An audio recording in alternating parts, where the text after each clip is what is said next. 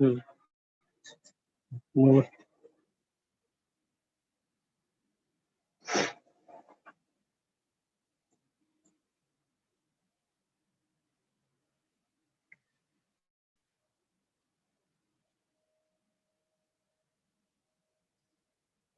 Hmm.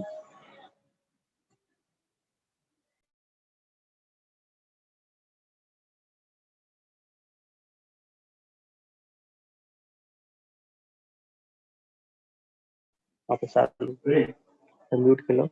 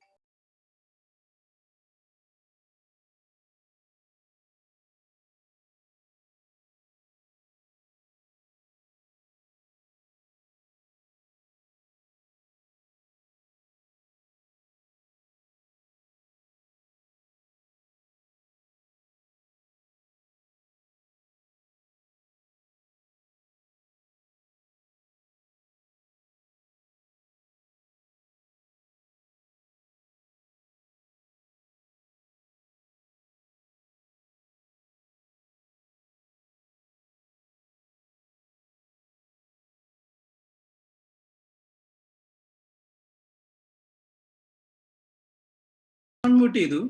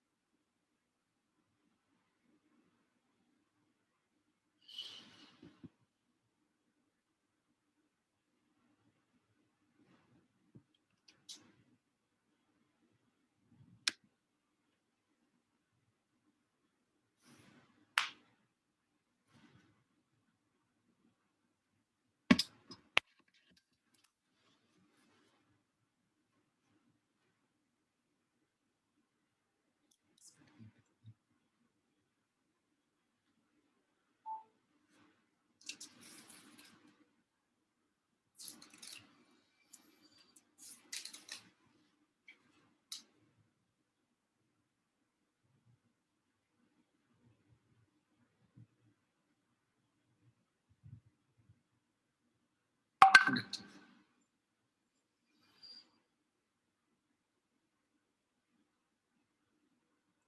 Challenges and opportunities.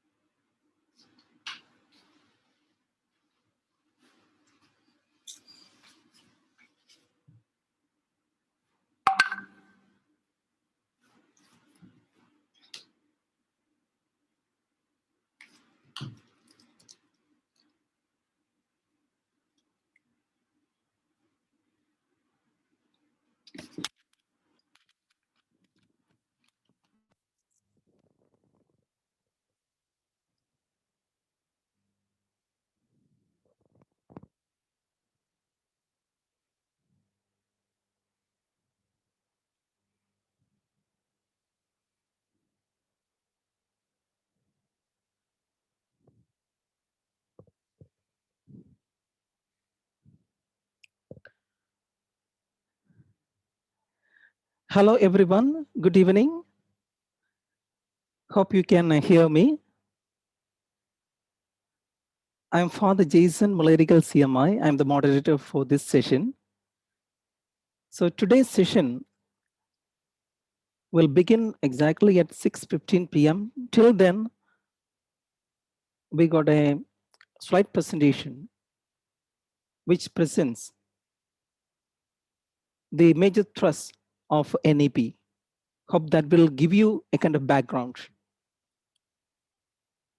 So the exact session will start at 6:15. Till then, we'll have a slide presentation. So I request all of you to keep yourselves mute and also to switch off your videos so that we can have a better experience. Thank you. We'll have a very pleasant evening.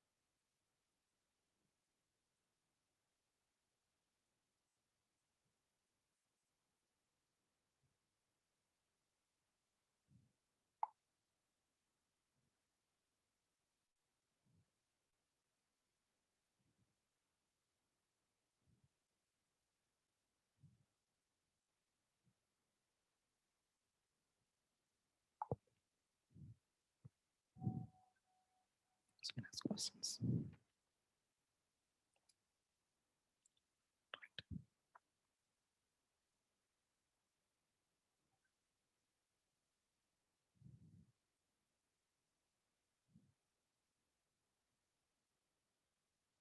Chat box.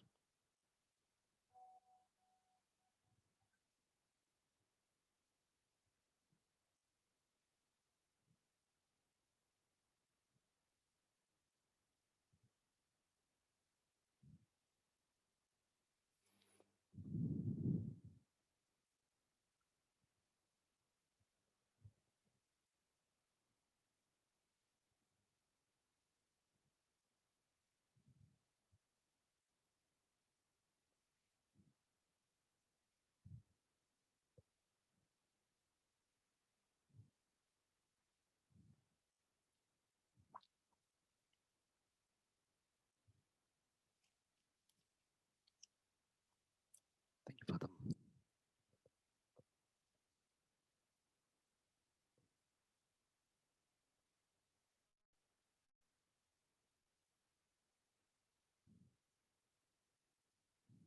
Malad.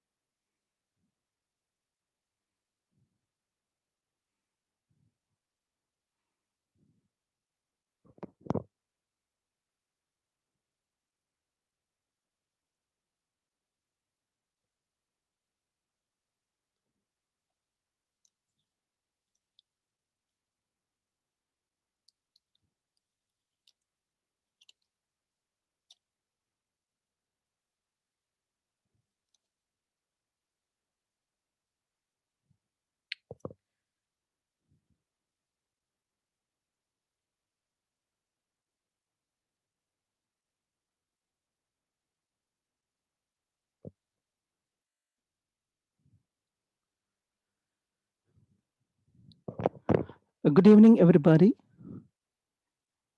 Welcome to this online panel discussion on the new education policy. We will begin the session shortly. Before we begin, I would like to point out a few things. First of all, I would request all the participants except the panelists to switch off the microphones as well as their video so that we have a better experience. And also, we would like to make this session interactive, and the modalities will be discussed later. So we will be beginning with the inaugural session.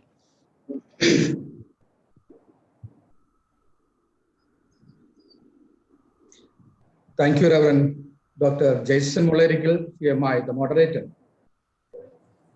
Respected fathers, my dear brothers and sisters, let us begin our session with a small silent prayer, invoking God's blessings on all of us.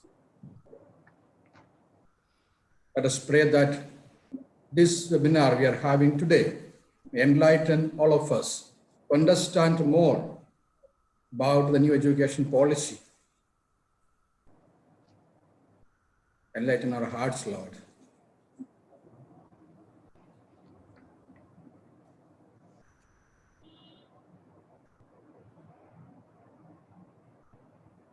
Let us place all those who have worked behind the scenes to make this happen today. Let us place all our eminent panelists before the Lord, so they may be enlightened by the Holy Spirit and deliver their presentations. Let us remember all our students who are entrusted to our care in our educational institutions.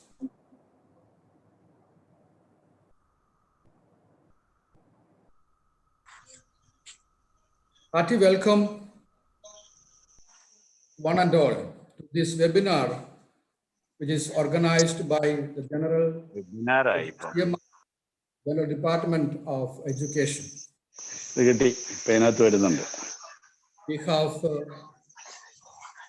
Reverend Dr. Thomas Chathamparbil, our prayer general, with us today. He will be inaugurating the session. And we have the eminent panelists, Dr. Shakila Shamsu, Dr. John Dayal, Dr. Rajan Gurukal, Dr. K.S. Radhakrishnan, Dr. Francis Joseph, and Dr. Sashi Tharoor with us. Different areas and fields of educational practice and experience. We have the respected father provincials of different CMI provinces and the educational counselors, the secretaries of education of different provinces joined in today's webinar. And of course, we have the Deepika Daily as our media partner. We have been hearing about NEP, the New Education Policy 2020, for the last 1 month.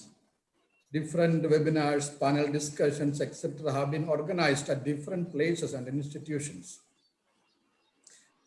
This webinar for CMI and the associate educators who are working in our education institutions. CMIs have an experience, and expertise, and tradition of imparting education for the last more than 100 or almost 200 years. Within 10 years, we'll be completing 200 years of existence. Saint Kuriakos Elias Chavara founded this congregation. And from its very beginning, education has been the main apostolate, one of the main apostolates of CMI congregation. He has established Sanskrit school at Manana. And after that, the congregation has been serving people in different states of India and in different educational institutions. starting from non-formal education to pre-primary education till higher education, from nursery to university. We have been serving. We consider education as our ministry, not as a profession. Today we are getting an occasion, opportunity to listen to eminent personalities who have of any 2020.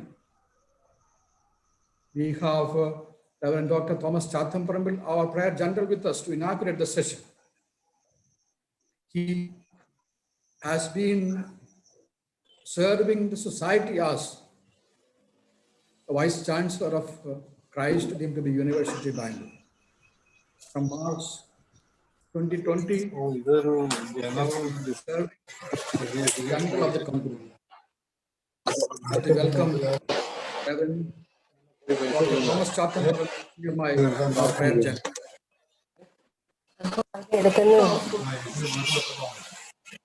Dr. Shakila Shamsu with us. Many of us have heard about Dr. Shakila Shamsu. She is the apt person to tell us about NEP 2020 because she has been the secretary of the drafting committee of NEP. She knows thoroughly this document. She will be presenting different areas of NEP and how it will be going to affect the educational scenario of our country. She has a PhD in education. She has a long service in government. She has served as officer on special duty on different committees. She has formulated the new education policy, formulation of plan of the Department of Higher Education. Also, she has authored many books. 4 books she has authored on behalf of the CMI congregation and all the educators who are gathered here before in front of their computer systems today. Hearty welcome, Dr. Shakila Shamsu. We have Dr. John Dayal with us. Dr. John Dayal's name is an often heard name in the social scenario of India because he is one of the India's foremost voices on peace, civil liberties, and religious freedom. Being a social activist, a researcher, writer, and occasional documentary maker, he has a long record of investigating and producing substantive and influential documentation targeted violence against religious minorities, Dalits, and tribals. He has been a member of several government and academic bodies, including the National Integration Council of India. I would request to mute their microphone systems. He is Secretary General of All India Christian Council, National All India Catholic Union, and spokesman of the United Christian Forum.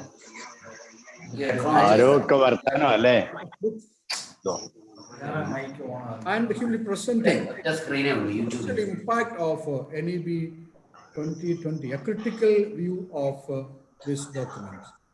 Hearty welcome, Dr. John Dayal. We have Dr. Rajan Gurukal with us. The Society, Educational Society of Kerala. Dr. Rajan Gurukal is very familiar. He's a leading Indian social scientist, historian, and professor, and a writer. He has written many books and articles on different topics. He took up teaching after his PhD in UC College, Alua, and he has obtained his PhD from JNU, New Delhi. He has worked on different and several important posts, such as the Dean of Faculty, member of the Academic Council, Senate, and Syndicate of few universities and social science research institutes, and others. He is the former Vice Chancellor of Mahatma Gandhi University, Kottayam, Kerala, and he is a visiting professor at the Center of Contemporary Studies, Indian Institute of Science, Bangalore. He currently serves as the Vice Chairman of the Kerala State Higher Education Council. Hearty welcome, Dr. Rajan Gurukal. We have Dr. K.S. Radhakrishnan with us, a very familiar person with all of us, to all of us. He has been the Vice Chancellor of Sri Shankara Sanskrit University, Kaladi. Before that, he was a philosophy lecturer in Government College and Chairman of Public Service Commission. Hearty welcome, Dr. K.S. Radhakrishnan. We have Dr. Francis Joseph with us, an eminent educationist from Mumbai. He has got 25 years of management experience in school education. If all other dignitaries, the panelists have been working in the higher education field, Dr. Francis Joseph has been working in the school education. He is the recipient of the Limca Book of Records for managing the fastest school admission process in the country. He has established and operated several prestigious schools in India and Middle East. He is associated with the Western Region Catholic Foundation for Education, the Archdiocesan Board of Education in Bombay.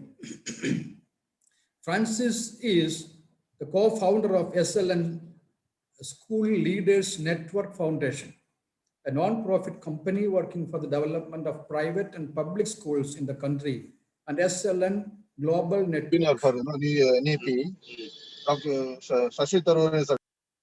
He was inducted as a committee member working online teacher education by the government of Maharashtra.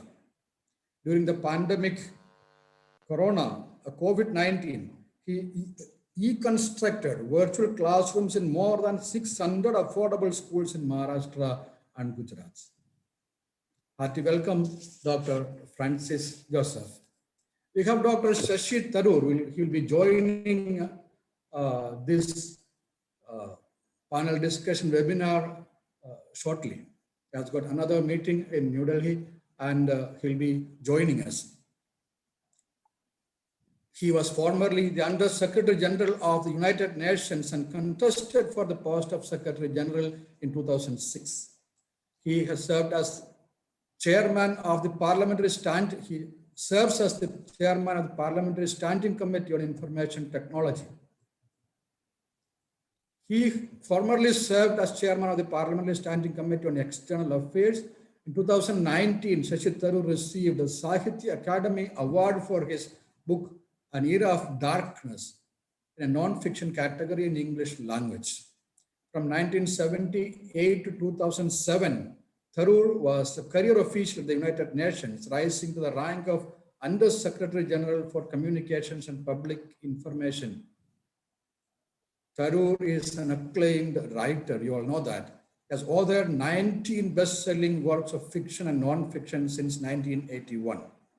And he is also the author of hundreds of columns and articles in publications such as New York Times and other international and national dailies and magazines. Hearty welcome, Dr. Shashi Tharoor. We have, as I already mentioned, respected provincials of different CMI provinces, 15 provinces, and the educational secretaries of these provinces with us. Hearty welcome, respected fathers.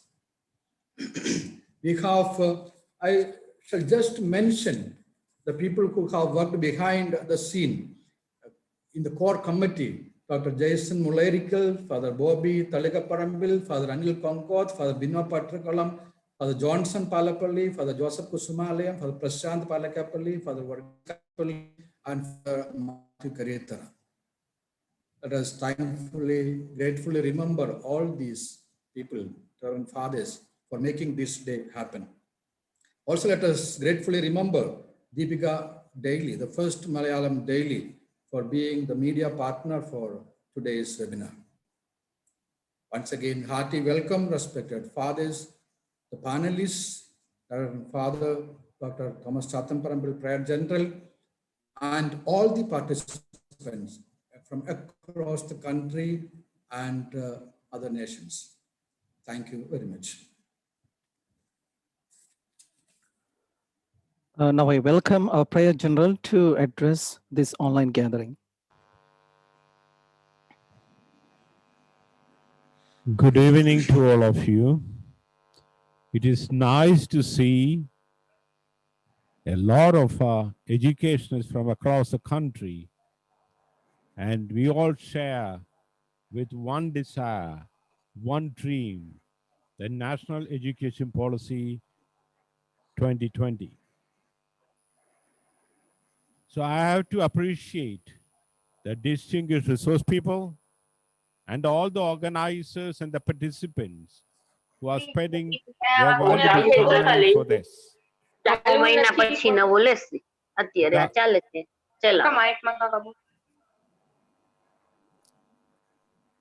We have to reflect maybe in the introduction and for the inauguration, the policies, the policy of our country in education. The policy of our higher education and education system is based on 5 pillars. It is based on access, equity, quality, affordability, and accessibility. If you are asking me, all the 5 are important.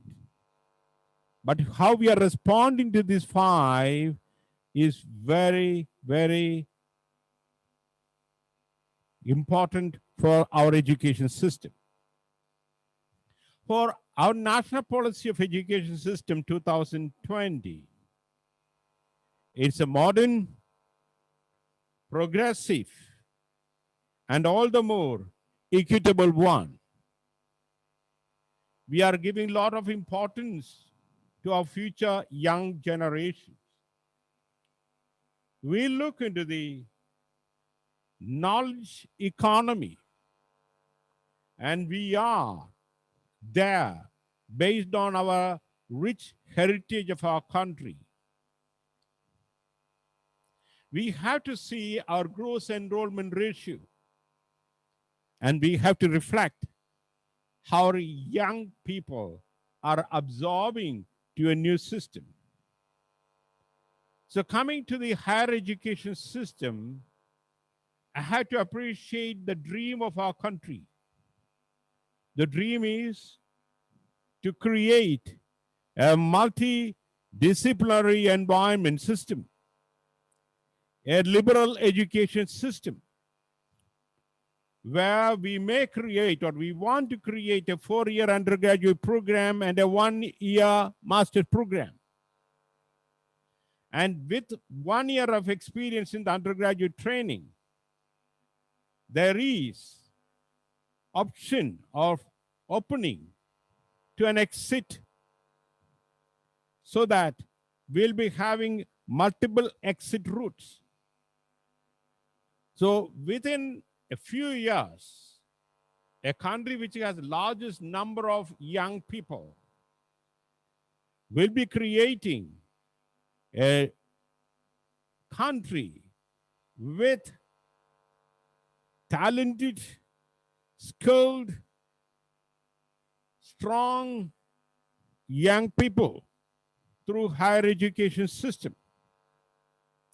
One more important thing I have to say is the internationalization of higher education. The first time officially approved by our National Education Policy 2020. India, with its strong root of tradition, culture, can be a knowledge hub to the entire world. So I am appreciating the hard work of so many people in organizing this wonderful program. The overall challenges in the area are teacher quality, teachers' capacity building and upskilling, curricular and content creation and development, and technology and interdisciplinary developmental system. I'm appreciating the hard work of so many people in organizing the program. I'm thanking Dr. Father Martin Mallat, CMI, who is the General Education Secretary of the CMI congregation, and all other benefactors and resource people for their wonderful time. Let your reflections make our country strong, make our multicultural, multilinguistic environment of our country broad, and all the more future generations with a strong higher education, so that we will be having a real model in this world. I'm thanking all of you for your patient attention and wishing you all the best of reflections. Thank you very much. Thank you, Prior General, Reverend Father Thomas Chatham-Parampil, for your kind words as well as your constant support and inspiration. And also, I thank in a very special way Father Martin Mallat, who has welcomed everyone to this panel discussion. Now, I think we are lagging behind quite a bit, 10 minutes. We will make that up as we go along. Straight away, we are getting into the business. We know that it's been a long overdue to have such a policy document from the government. It's been 32 years since the last NEP. And this is the first into the 21st century and preparing our country for this new century. And I'm not going into the profiles of the panelists. It's been already been discussed and it is available. We got eminent panelists. So the first session will be looking to Dr. Shakila Shamsu. As rightly mentioned, she is the one who has written it. So she is in a very good position to present the document in a very neutral point of view, as well as theoretically. And also I will have a question, maybe an orientation to Dr. Shamsu. We would like to know as well how far this is practical. Consider the financials of a country, because it says that 6% of our GDP should be put forward towards the education. But today we got a news that 23% of decline in GDP. So how far this is possible in India financially, as well as the outcomes that we have envisaged in NAP? And also, what will be the timeline where we will reach these goals, especially the outcomes? So with this small introduction, I hand over the mic to Dr. Shamsu.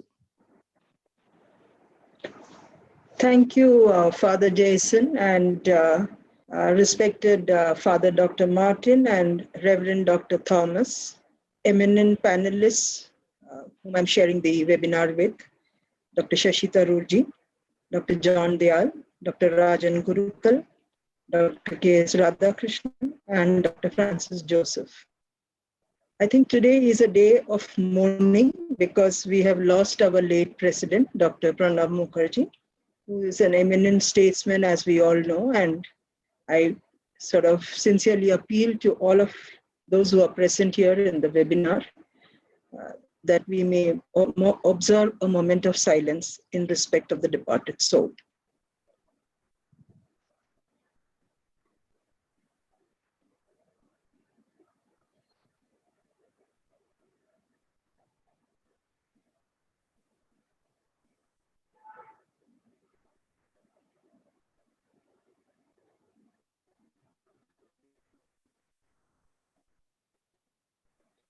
Thank you. Let me first express my deep gratitude and also a feel of proud privilege to be invited by the congregation of CMI, maybe one of the largest congregations of the Christian community, to have invited me to this national webinar. And I would like to also, maybe in the time of about 20 minutes allotted to me as a panelist, try to address what Father Jason had raised in terms of the concerns of the resources, implementation, and the pragmatism behind it.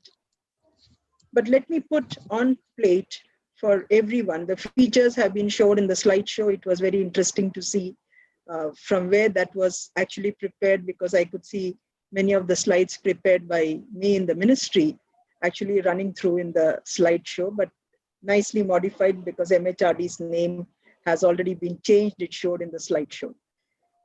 Having said that, the policy, the NEP 2020, which has been rightly described as the first policy of the 21st century, which has also been mentioned by previous speakers as having enshrined the 5 goals of access, equity, quality, affordability, and accountability, is an aspirational document. Any policy, sector of education, health, or any other area, is an aspirational document. It's a visionary framework that is being put forward, where the country would like to see its educational system and its main stakeholders, the teachers and the students, going forward for another period of 20 to 30 years. It's an elaborate exercise to bring out policies, and it is inevitable that this policy also may remain for about good 20 to 25 or 30 years. And why do policies have to change? The rationale is quite simple. The rationale stems from the fact that changes take place. The current policy, for example, which has sort of superseded the 1986 and 92 policy, though we say that when we take an approval that it supersedes the policy, there are many parts of this policy which have been reflected as early as in the Secondary Commission of 1948, or which has been reflected in the policy of 1968 or even 1986. And therefore, policies are seen as continuums. They are not a break from the past. They are to be seen as an evolving process. At the same time, policies have to change because change itself is so inevitable and so natural. So today we are living in a world which has seen the onslaught, if I may say, not to use it in a derogatory term, but to see the onslaught of technology, to see the fact that artificial intelligence, robotics, these are the drivers which may take over many jobs that were being done by the human beings. We are seeing the economies undergoing changes. We are seeing the requirement of skilled manpower is undergoing changes. We are also seeing social values undergoing changes. Obviously, thereby, you have to have an education system, because that is one single area which touches the lives of every individual. And therefore, it becomes significant that the education system responds to those changes so that the students, who are the main stakeholders, are equipped for the challenges and for the needs and requirements of that particular period of time, that is for that particular century. And that is why well into 2 decades of the current century, in 2020, we are bringing out a policy which might last for another 20 years of this particular millennium.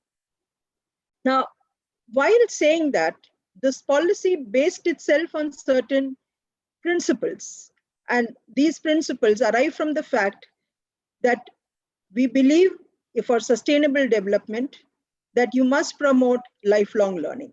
And therefore, not only the commitment to the SDG goals, but also the fact that lifelong learning means many aspects of learning, which has been very well put in the report, the International Education Commission report of Jacques Delors, which says learning is not per se just learning. It's learning to know, it's learning to do, it's learning to be, to live together, and to live together and to be. And all these aspects of learning is to be given to an individual so that you are empowering the student or empowering the teacher. And in that sense, the teaching learning, when you say it is learner-centered or when you say it is teacher-empowered, these are all parts of the same, I may say, as a part of the whole. You can't have it being seen as separate parts. And therefore, this particular policy, in terms of the sort of, it tries to encapsulate the strength of the student, the power of the teacher to bring about that qualitative change, and the strength of the individual institutions.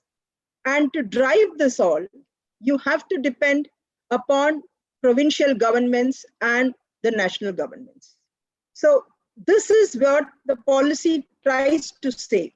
And I think I should put this on record to say that it is forward-looking in terms of the vision. It is also at the same time trying to understand that you cannot have a structured system of education that was valid and of which we are beneficiaries, which cannot hold on, will not hold water in the coming years. Now, what do I mean by saying that? We've heard the 5+3+3+4. We are talking about a 4-year undergraduate. It is coming from the basic foundation that you need a very flexible approach to the whole process of teaching learning, which means the flexibility would come in the curricular choices. The flexibility would come in terms of the duration of the program. The flexibility would come from where you acquire those courses from multiple institutions. The flexibility could come in through the modes of instruction. Now this aspect of flexibility, and I may mention at this stage, a point that I always mention at the beginning, that the policy has not tried to segregate the subsectors or the verticals within it. It looks at education as a single organic link continuum. Why it looks at education as a single organic linkage is that all the segregation or the division that we do is for administrative purposes. As far as the student is concerned, it is one single continuum from the time the child is being exposed to learning till the time the child is completing the education. For the child, it doesn't really matter who's administering which part. It is to be seen as one single continuum. And that is why the principle of flexibility also, the main principles that we talked about, that the child is unique, that the child has unique tastes, unique potentials, unique capacities, that there has to be flexibility because you should allow children to have curricular choices based on their dispositions and capacities, that you should allow for the kind of learning that takes place, which is individualized and customized, because you cannot treat all students by the same norm or by the same yardstick. When you do that, you're treating unequals as equals. And that is why you condemn a set of students who do not perform academically as being failures, and therefore actually reject them from the education system, which has done more harm than good. Now, we have reached a stage where today we say the 5+3+3+4, which embeds the early childhood care and education, of which there is a lot of apprehension and misgivings that we are trying to do a downward progression of formal education to a tender 3-year-old child. This is misgivings.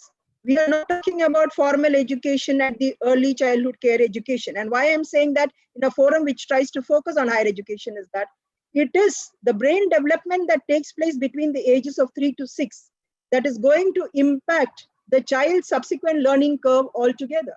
And therefore, unless we have or build on a good foundation, and unless we actually activate the brain neural networks of a tender child to assimilate things, it is unlikely that that child's learning will actually progress as desired.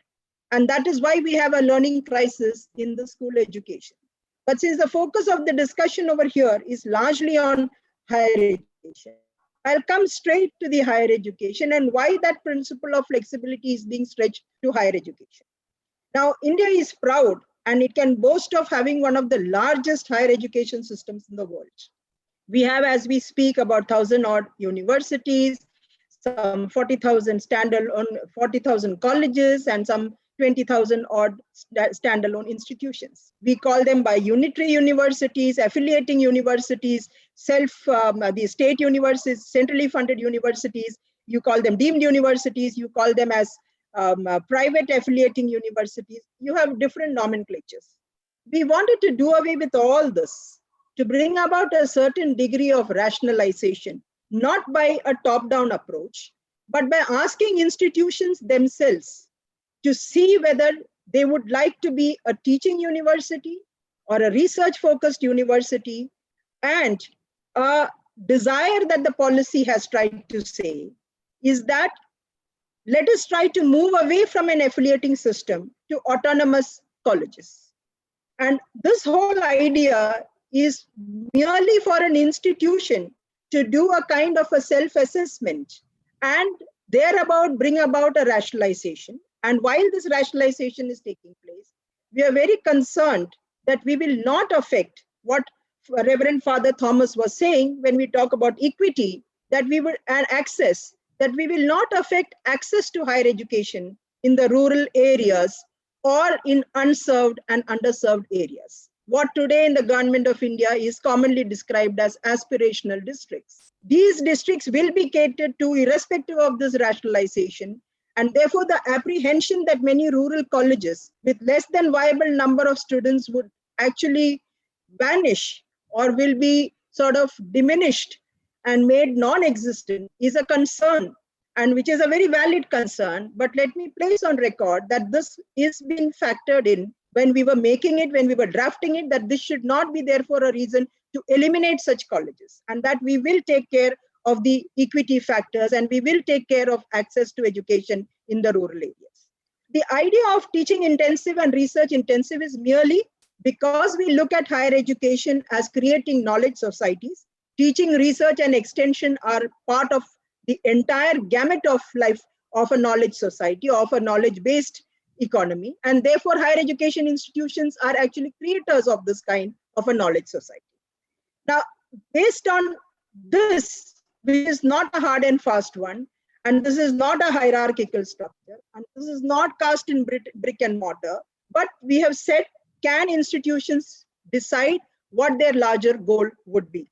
Then we have talked about the flexibility in the undergraduate program. And that comes from the fact that discipline-based learning or silo-based learning of arts, science, commerce, management, agriculture, pharmacy, law, name it, these have actually made our students look at learning only from a very, very narrow scope. And knowledge itself, we have accepted, has a lot of intermingling and interplay between them, at least because the kind of developments that have taken place have resulted in a lot of interdisciplinarity, a lot of multidisciplinarity, and therefore the idea of moving towards holistic multidisciplinary education.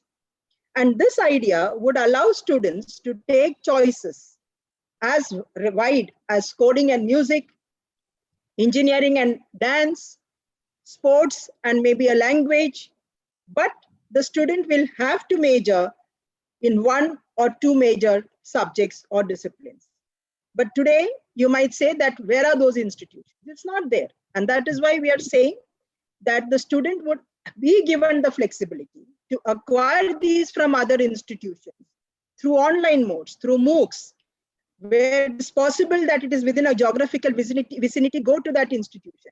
But the student can take courses, acquire credits, and there will be an academic bank of credit which will allow the student to pull in all these course credits, which will finally be specific to that student and decided by the institution to award it based on from where that student, he or she, has acquired the maximum number of credits, and therefore the specialization that comes in. And giving that option, as Reverend Father had mentioned, of exiting after every stage, which many are apprehending is a mechanism of trying to eliminate a number of poor performers. Rather, the principle was that we have created a system where someone who left at the year one, we treated the person as a failure. Here you're giving that option where the student is given a certificate, at the same time will be allowed to have the flexibility to rejoin.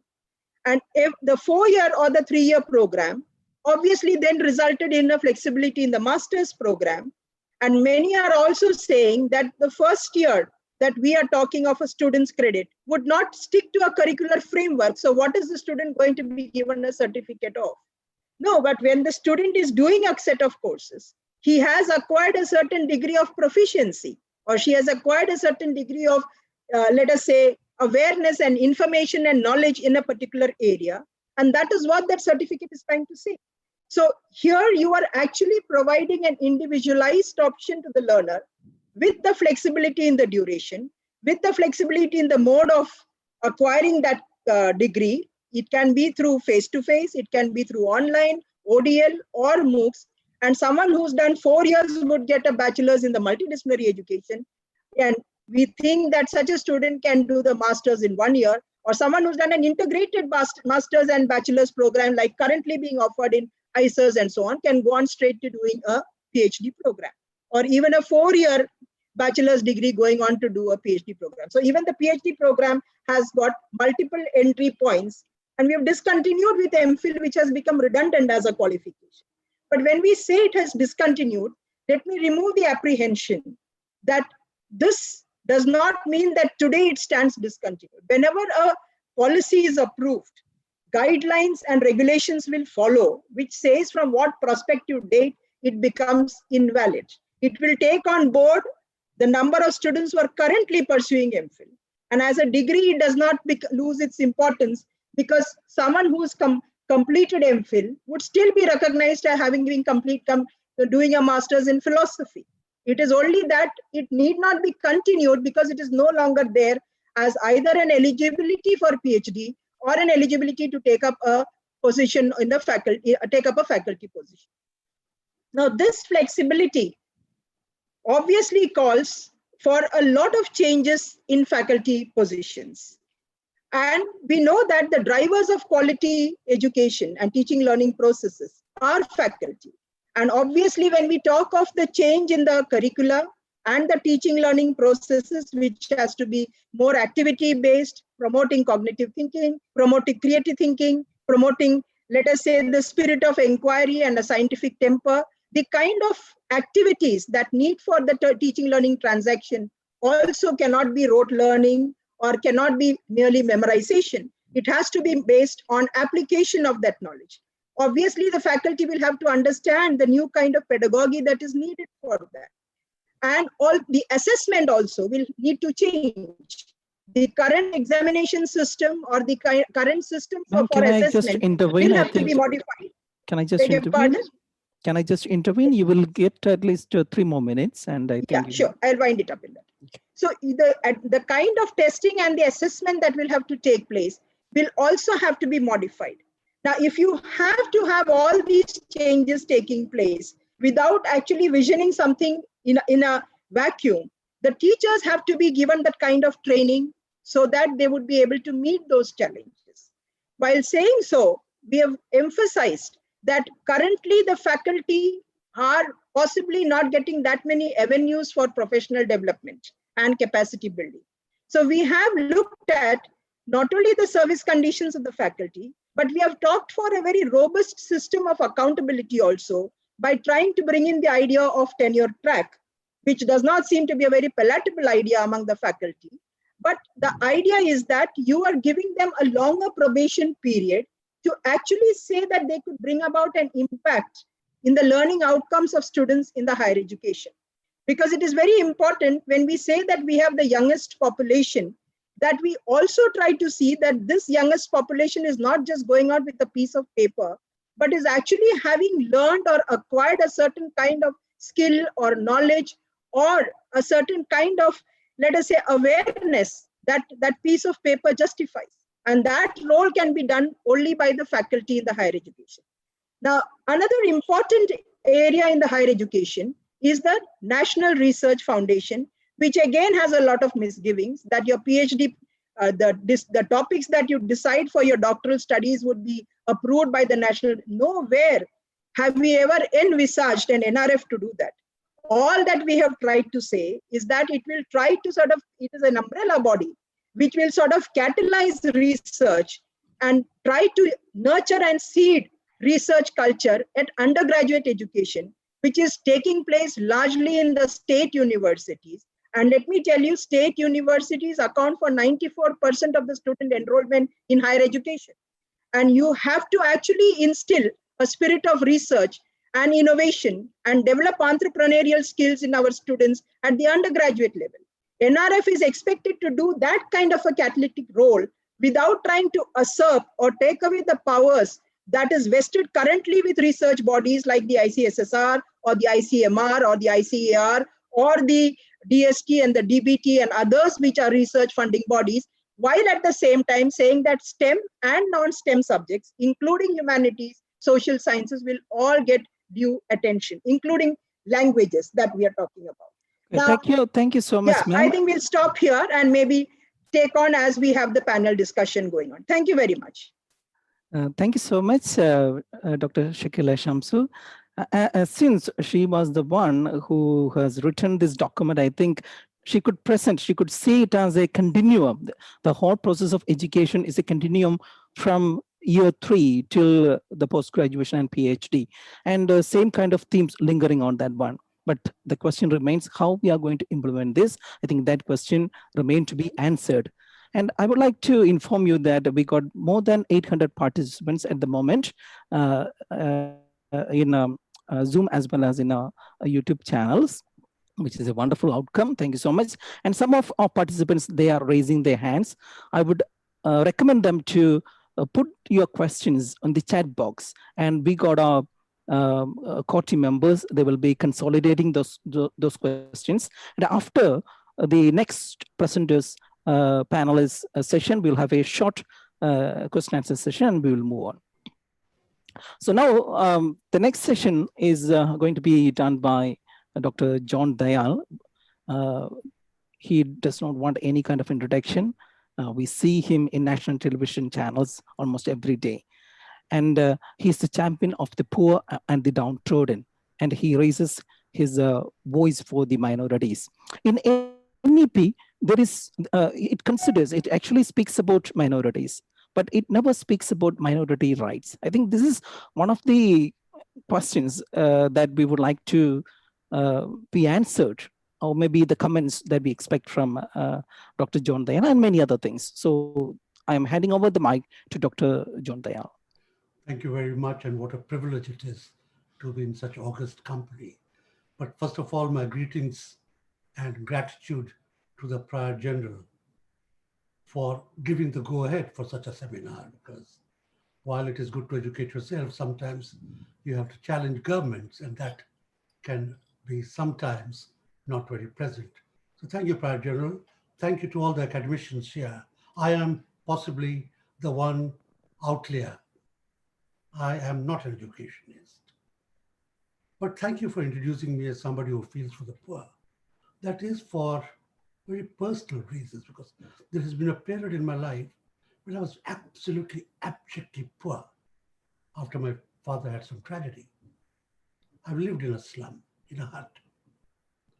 And then when I did the university, became a journalist, I spent almost 50 years working with the poor, touring this country, going to villages, going to forest areas, also eating with presidents and prime ministers and dining with kings. So I have the spectrum. And I think that gives sleepless nights and a certain pungency.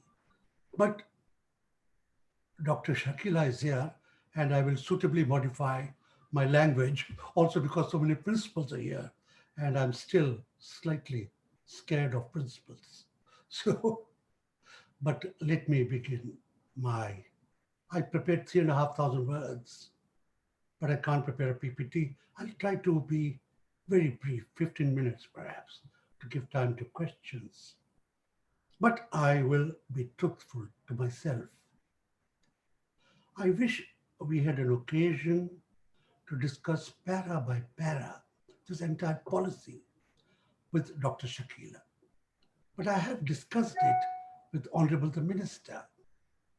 And these are two very different discussions, the one I heard today and the one I had with Honorable Nishank.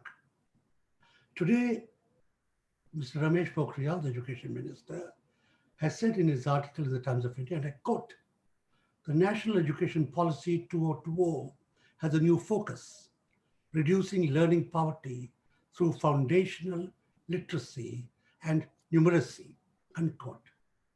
It would seem he's trying to be Shashi Tharoor, and I say that as a compliment to both of them. I hope Shashi does make it in time and speaks at length.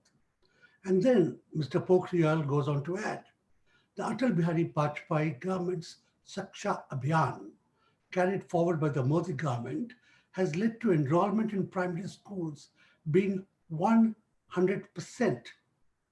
The government can't calculate, it does not know mathematics. It has never, it would seem, been to a village. 100%. And then I also think, even if it is 80%, let us say, or 99.9%, I wonder where primary education today would have been without the midday meals and the MG Narega work for the parents of the children. I quite agree with Dr. Shakila. Education is a continuum, but it's not a continuum of the child. It's a continuum of the family from the moment the child was in the womb. As the good Lord says, I knew you when you were in your mother's womb, and I chose you then. Without nutrition, would his brain be as developed as you have just explained how at 3-year-old's brain develops and allows him to become a PhD? So I quite agree with you on all things. No policy is bad in its totality. The devil always is in the detail. And let me focus on a few details, and I, with an apology, of course. And first of all, my first question is, dear Dr. Shakila, please tell us which policy will be the final policy.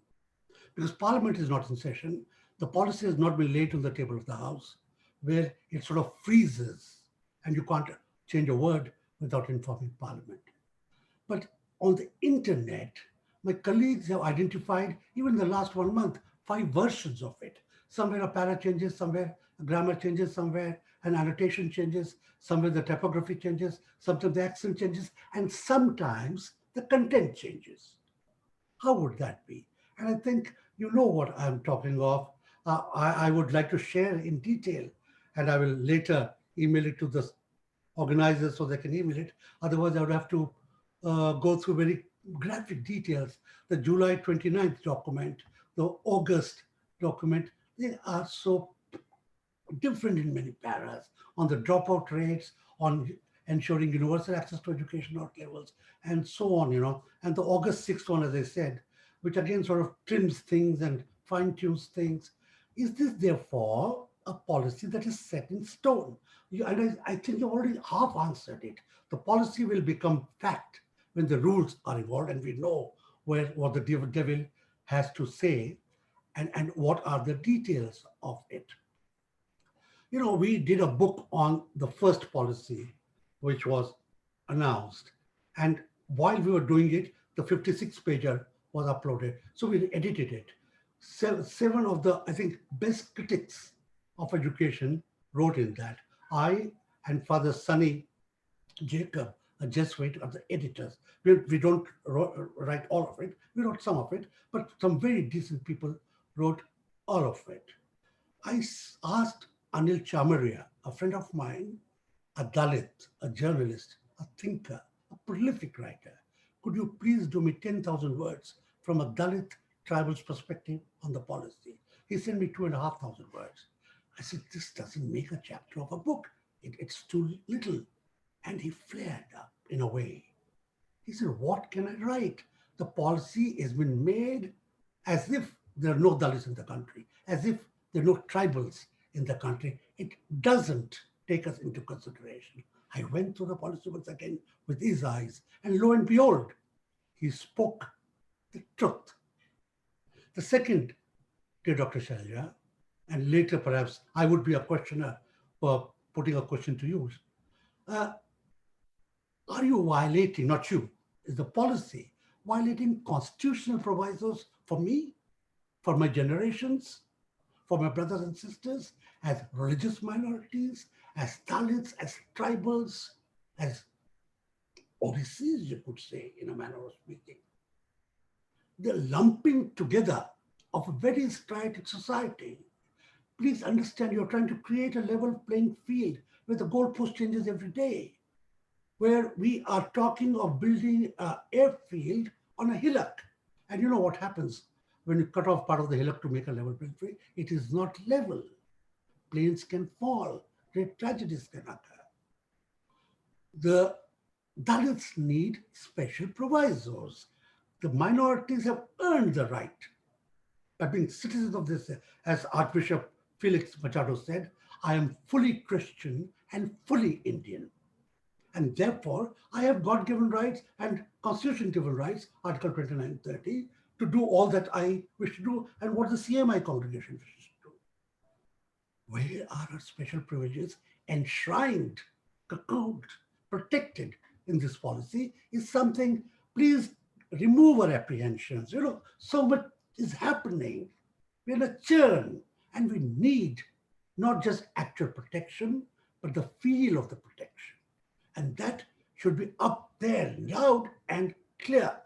You talk of special education jobs, you talk of socioeconomic disadvantaged groups. You are just, how should I put it? You understand what is a special education zone, as you would also understand what is a special export promotion zone. Why? I mean, the country is one whole. So let us talk about it. And let me tell you, it's not John Dayal, not the Christian activist, not the journalist, not the grassroots worker. Educations across the board that I've talked to in my professional capacity, in my religious capacity, have said that the NEP, as approved by the cabinet, will retard national progress by pushing up to maybe 85% of our children and youth out of full-time formal quality education and relegate them to substandard retrogressive education. You know, I will pick up on something because I think I'll forget my written notes. I'll forward it. So let me talk to you person to person and as a representative of the poorest of the poor. When you say you're opening it up for in external education institutions to come into India, what does that mean?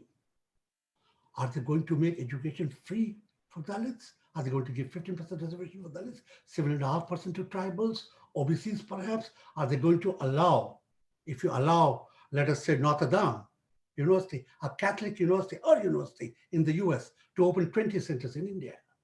Can they say every Catholic can come in free? How will they subsidize it? And when British education systems, today they're dependent on the third world, so-called, to help them sustain their education. They fleece us so that they can give quality education to their own children also. That is the problem. That is what the East India Company did.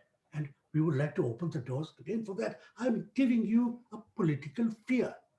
You must Dr. consider John, it. can I just intervene? You got 3 more minutes to continue. I will take 1 more minute.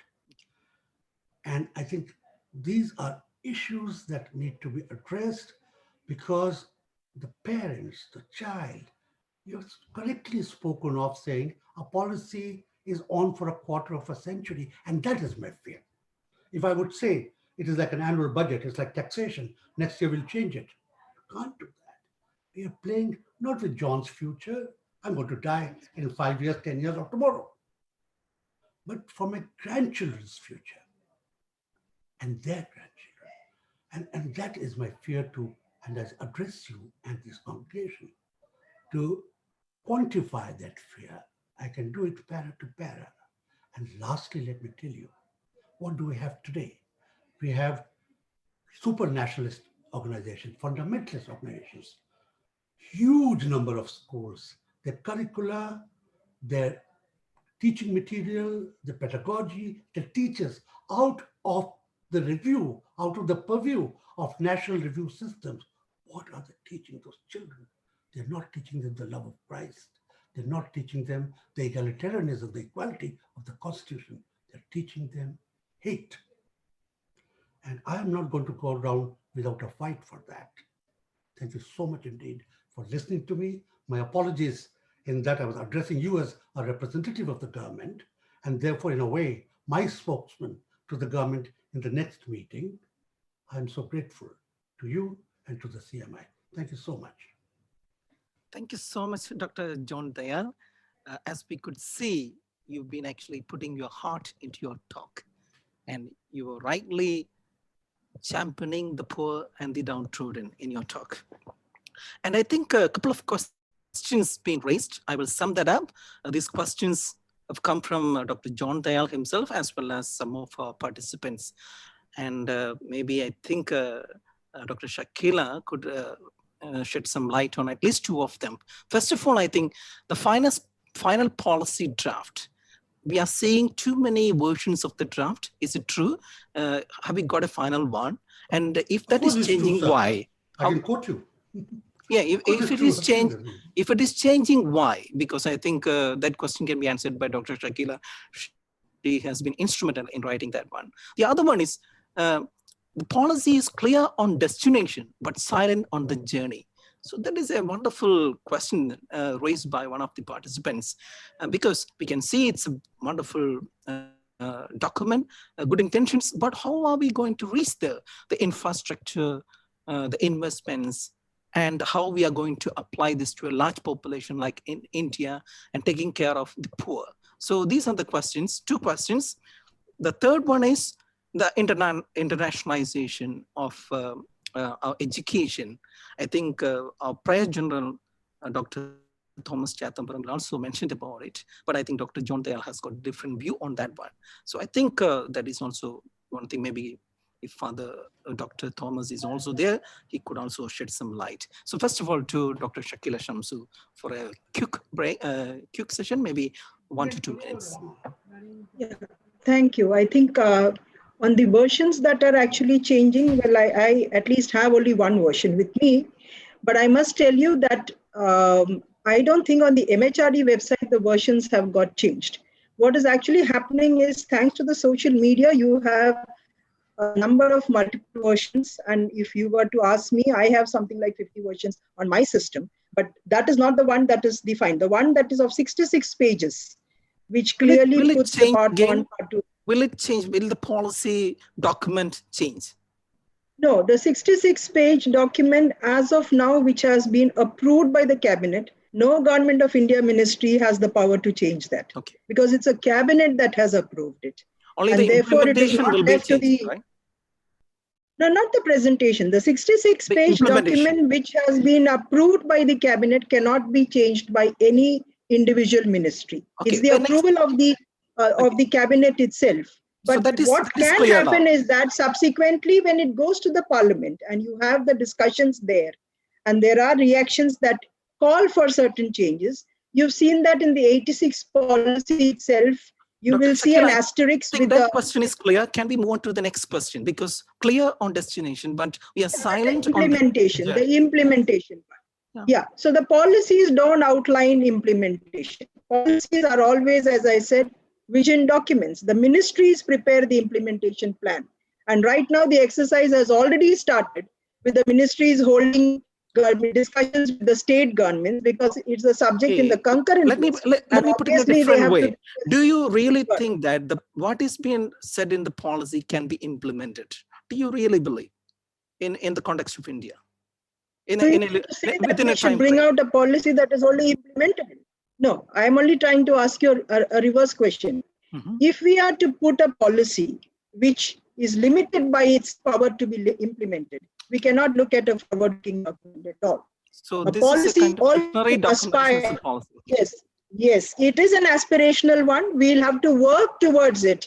And that has to be a concerted effort of all the players that need to work for it. And it might start like Dr. Dayal had said, that it could be from the parents, it could be from the teachers, it could be by the students, the educational institutions, the provincial governments, the district level authorities, the Government of India, all Government of India ministries coming together. But implementation always cannot be the decision factor that this is not doable, so let's not put it in the policy. That's not how policies are made. It will always think of something visionary, forward-looking. Then we need to work, and always, yes, implementation does not happen in social sector within a very short time. Raising your first question that you asked, it would be a phased out kind of thing. There would be non-financial sort of action plans for foundational literacy and numeracy, or for curriculum changes that we talk Thank you, about. ma'am. I think might that happen question in has 2 or been 3 minutes. answered. Yes, Thank yes, you so yes. much Yeah, for your let's kind continue with the explanation. discussion. Yeah, Okay. thank you. And also, we would like to thank Dr. Shakila Shamsu to mention about our former president, Pranab Dada. We fondly remember him, and thank you so much for that reminder. Now we are moving on to the next session. So that is from Dr. Rajan Kudikal. Again, we don't want any kind of introduction. And he has been in this education sector for quite a long time, and he has got very socialistic approach towards these issues. So we are very eager to listen to you, and you'll be getting 10 to 15 minutes. Thank you. Thank you. Moderator, distinguished panelists, and then other people who bothered to listen me. Within 10 minutes, I would focus on the incompatibilities and contradictions in the document, starting with the goals. As Dr. Shakila rightly pointed out, it's an aspirational document. But even then, when goals are set, we should have some ideas about the match between goals and then the strategies identified. Let's start with aspirational goals of 21st century education as included in SDG 4. They are taken by the document. Then in the same breath, it is said, building up India's traditions and value systems. How do Indian traditions and values match with 21st century educational goals? It's one question. Then producing engaged, productive, and contributing citizens for building an equitable, inclusive, and plural society as envisaged by the Constitution. Next is promoting an education system rooted in Indian ethos and contributes directly to transform India sustainably into an equitable and vibrant knowledge society by providing high quality education to all and thereby making India a global knowledge superpower. You have a whole lot of incompatibilities across this long sentence. There is no match between the so-called Indian ethos and the making of a knowledge society or facilitation of the existing society equitably into a vibrant knowledge society. And next, developing good human beings capable of rational thought and action, possessing compassion and empathy, courage and resilience, scientific temper and creative imagination, sound ethical moorings and values. Many of these won't go well with the so-called vibrant society postulated earlier. Now, how do we match rational thought and action with the so-called Indian ethos or Indian traditions, Indian values, and so on? Now, I have no time to go into these expressions to define what the Indian ethos means or what the Indian traditions mean and so on. But you can imagine very well. How do you think about courage and resilience, scientific temper and creative imagination, ethical moorings and values? Ethical moorings and values that you draw from in the Indian tradition. There isn't anything called permanent ethical postulates. They are always conditioned and rendered plausible by a social system structured by the dominance of certain elements. We haven't attained an equitable society as yet, and a society of equality as yet.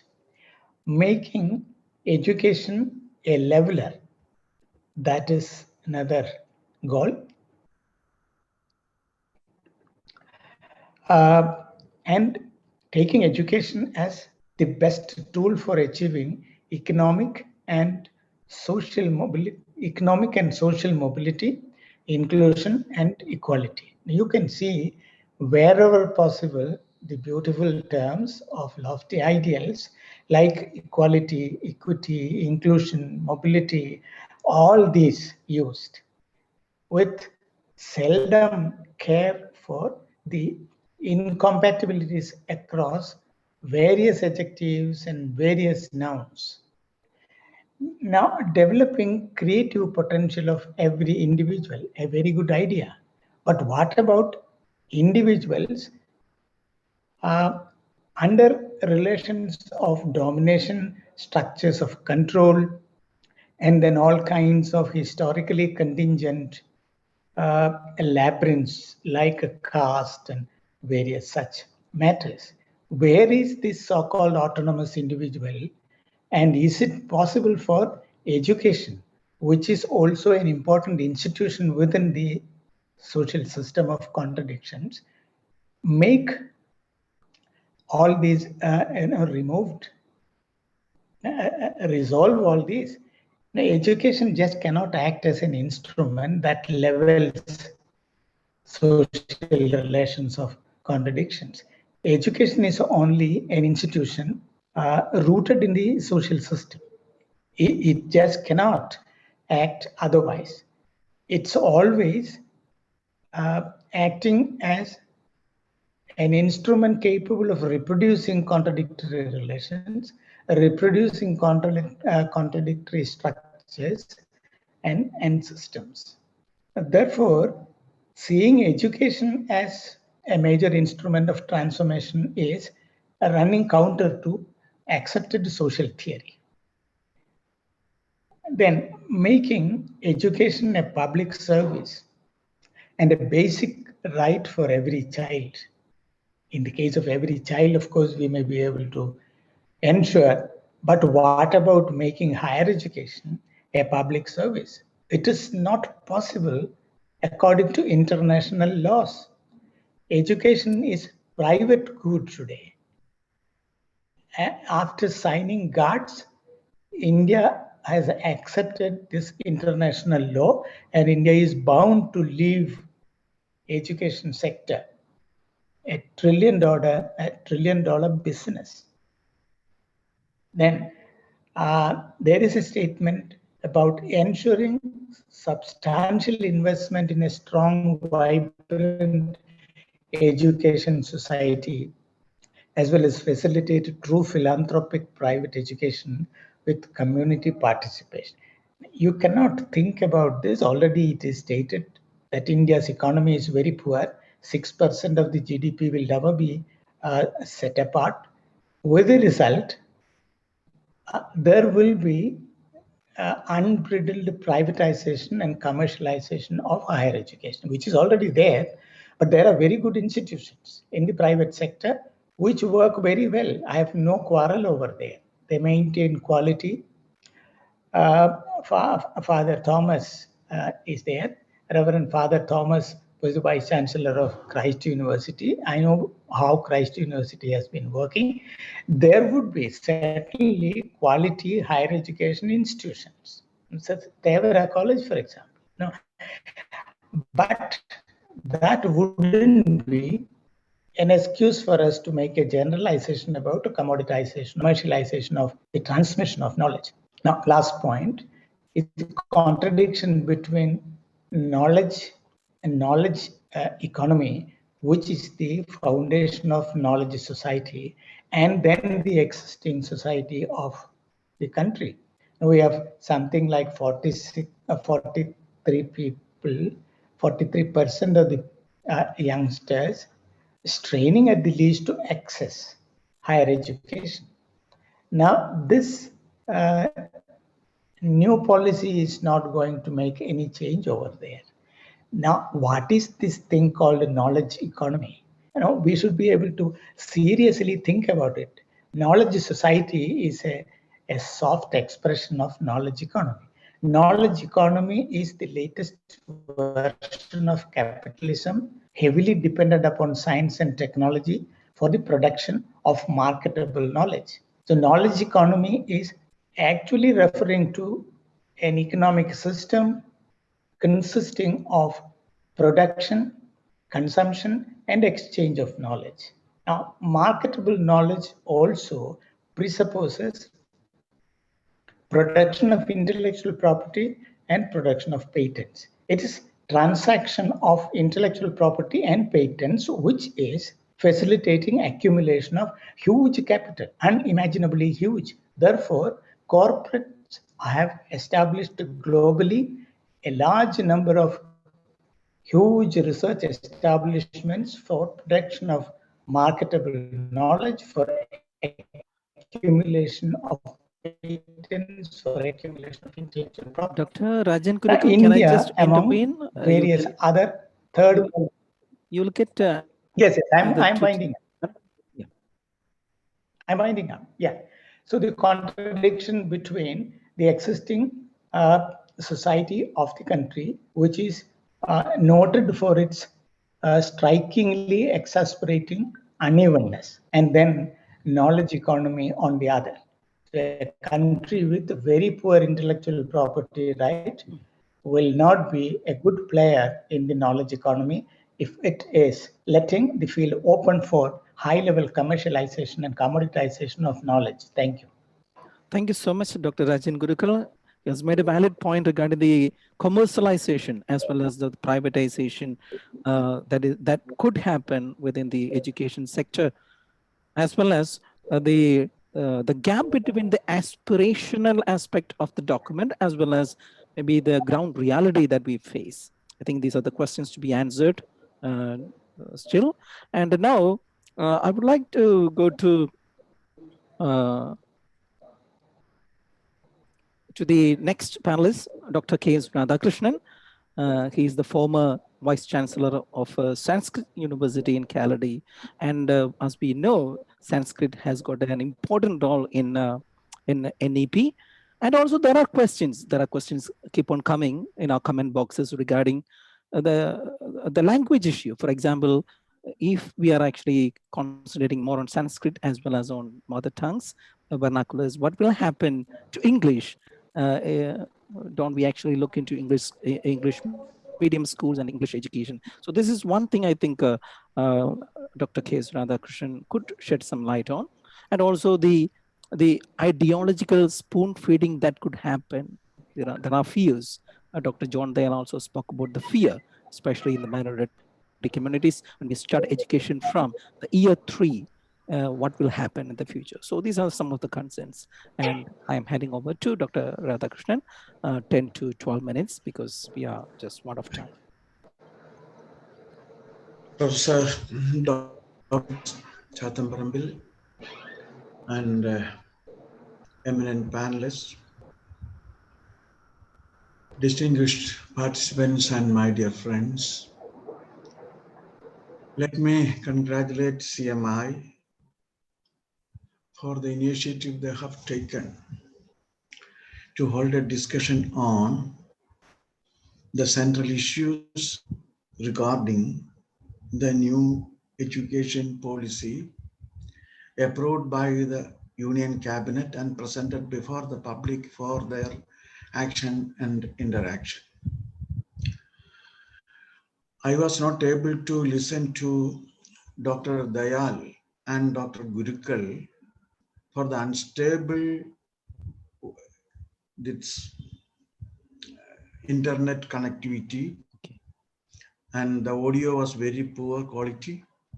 So I am sorry, I could not know what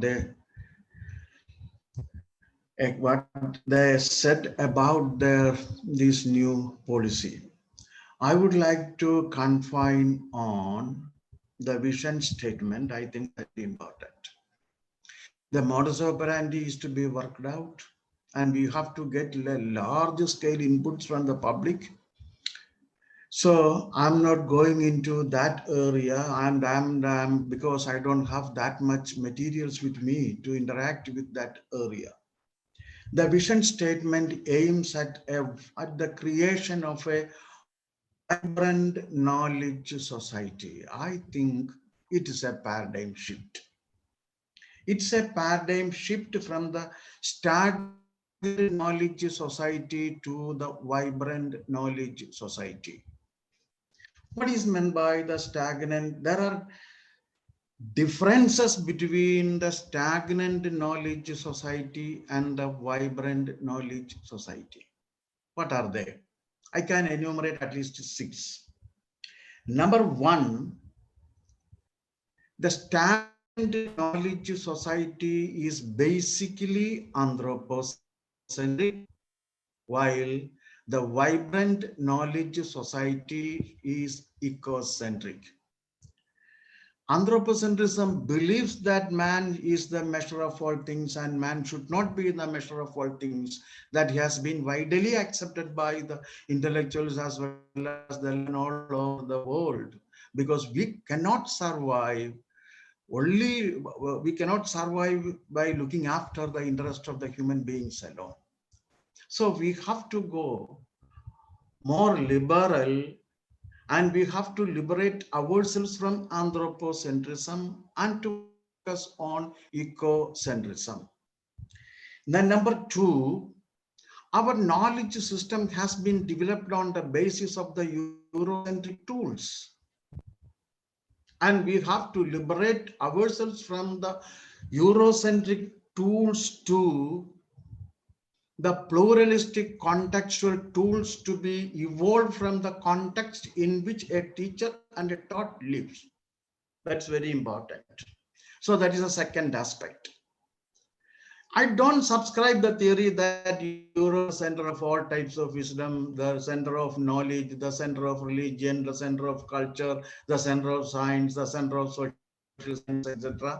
All these are only the false beliefs shared by the 18th century Europeans, and it has been carried over on the 19th and 20th century, and even in the 21st century, we can see the reminiscence of such beliefs. But I don't subscribe Eurocentrism. And there should be a paradigm shift from Eurocentrism to Indianization, in the sense that India as a continent, as a subcontinent, as a part of that subcontinent, having its own culture, its own context, and we have to develop the tools related to our context of life.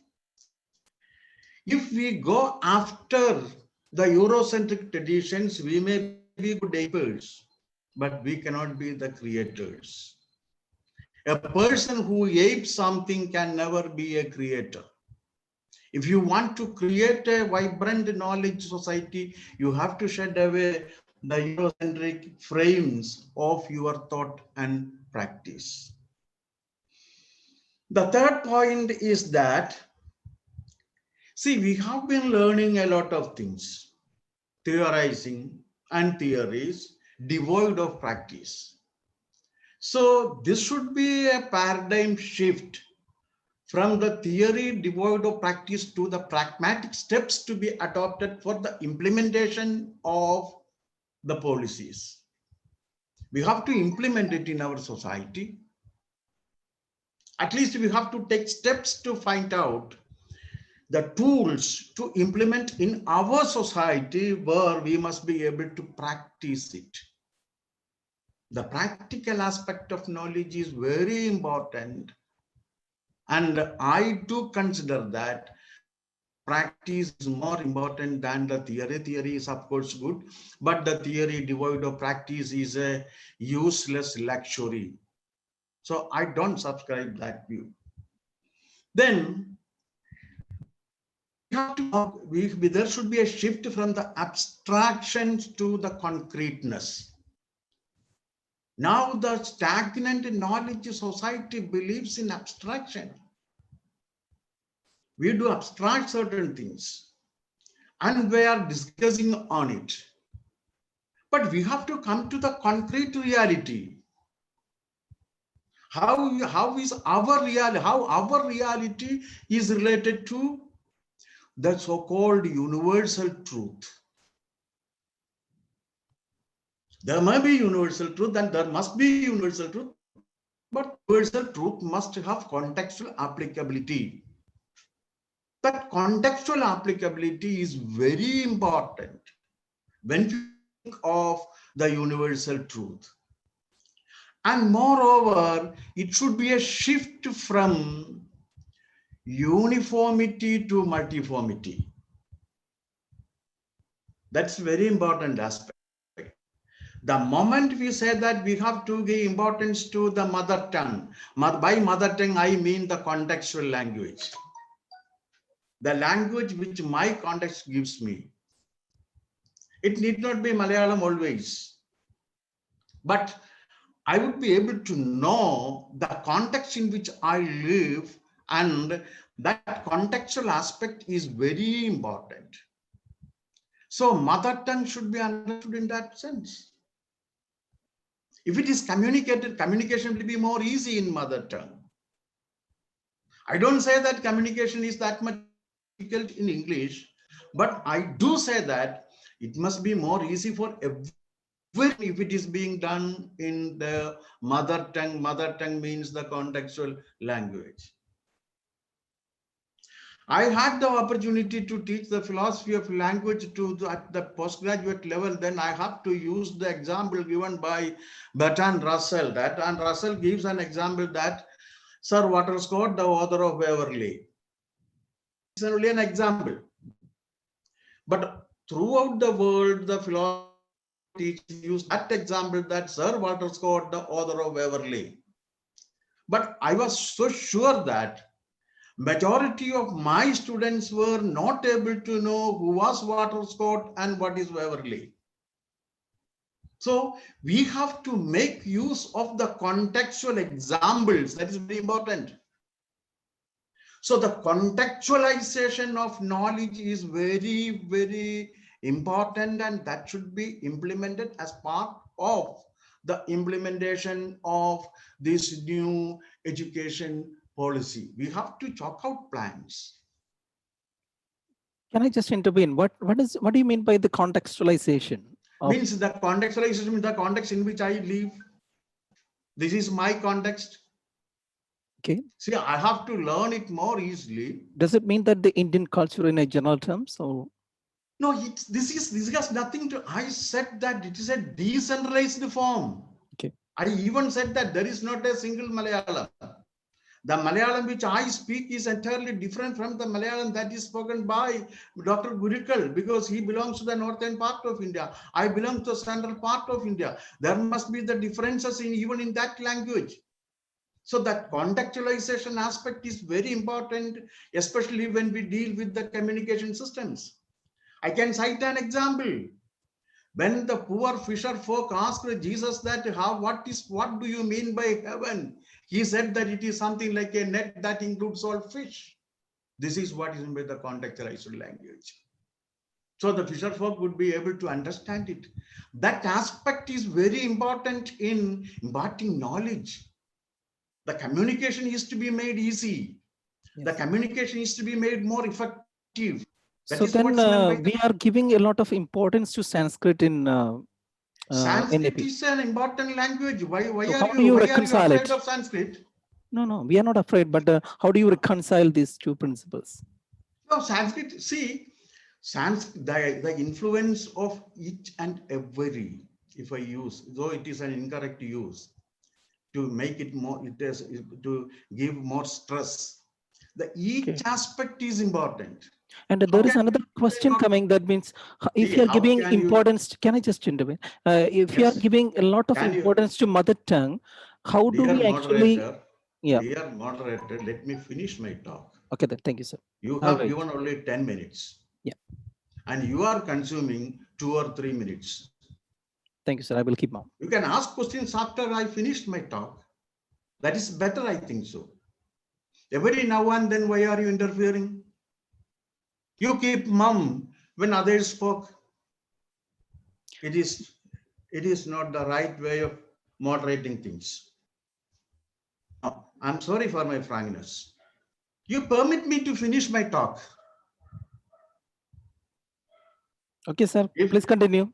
See, I cannot say what you like to hear. That is the first thing you have to understand.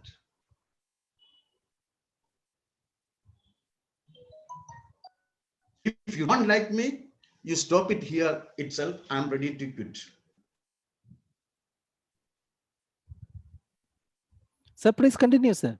The question coming to the language issue as well, that's fine. There may be questions. There may be 100 questions. So you can ask such questions after I complete my speech. Please Why should you continue. interfere unnecessarily? Please continue, sir. Okay. So then from the present system of knowledge which we generate in our education institutions are mainly lethargic. And everyone who has got some acquaintance with higher education, especially at the university level, knows the fact that the quality of the PhD theses, and most of them are of repetitive nature. This repetitive nature is the brilliant example for the lethargic knowledge society. So we have to, and from that lethargic knowledge society, we have to shift from the lethargic knowledge society to the energetic knowledge society. What is meant by energetic knowledge society? The knowledge that adds, not the knowledge that remains idle. But we are in need of knowledge that must be made practical. So that's why the vision statement, I think, aims at the creation of a vibrant knowledge society. And everything else related to that frame, that concept, that policy frame is related to this vibrant knowledge society. That's very important one. And our knowledge society at present is not that much vibrant. We learn n number of theories, but we are not practicing it. Been heading the Kerala Public Service Commission, and the unfortunate factor is that more than 40% of the assistants which PSC recruited to the secretariat are engineering graduates. What a pity it is. They learned engineering, but they're nothing there. So we have to change the system. That system is to be changed. Why should we learn unnecessary aspects? We have to learn theories. We have to acquire knowledge, but such theories and acquisition of knowledge must be able to be practiced in the society. That is why, yes, is it over? I think you will get 2 more minutes, sir. Okay, thank you. So what I'm telling is that this vision statement is very important, and it envisions a paradigm shift. How that can be implemented is a question.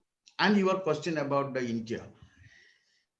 India is a multicultural society, a multilingual society, a multi-religious society, a conceptual society. And India has been like that. That's why I still think that blasphemy is not a punishable offense in India, even today.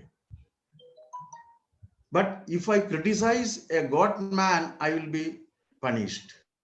But I am free to criticize God. In many countries all over the world, blasphemy has been classified as a punishable offense. So that multicultural society is there. And this multicultural pluralism is to be the essence of this vibrant knowledge society. And thank you for giving me an opportunity to interact with CMI. And you said about Sanskrit, and the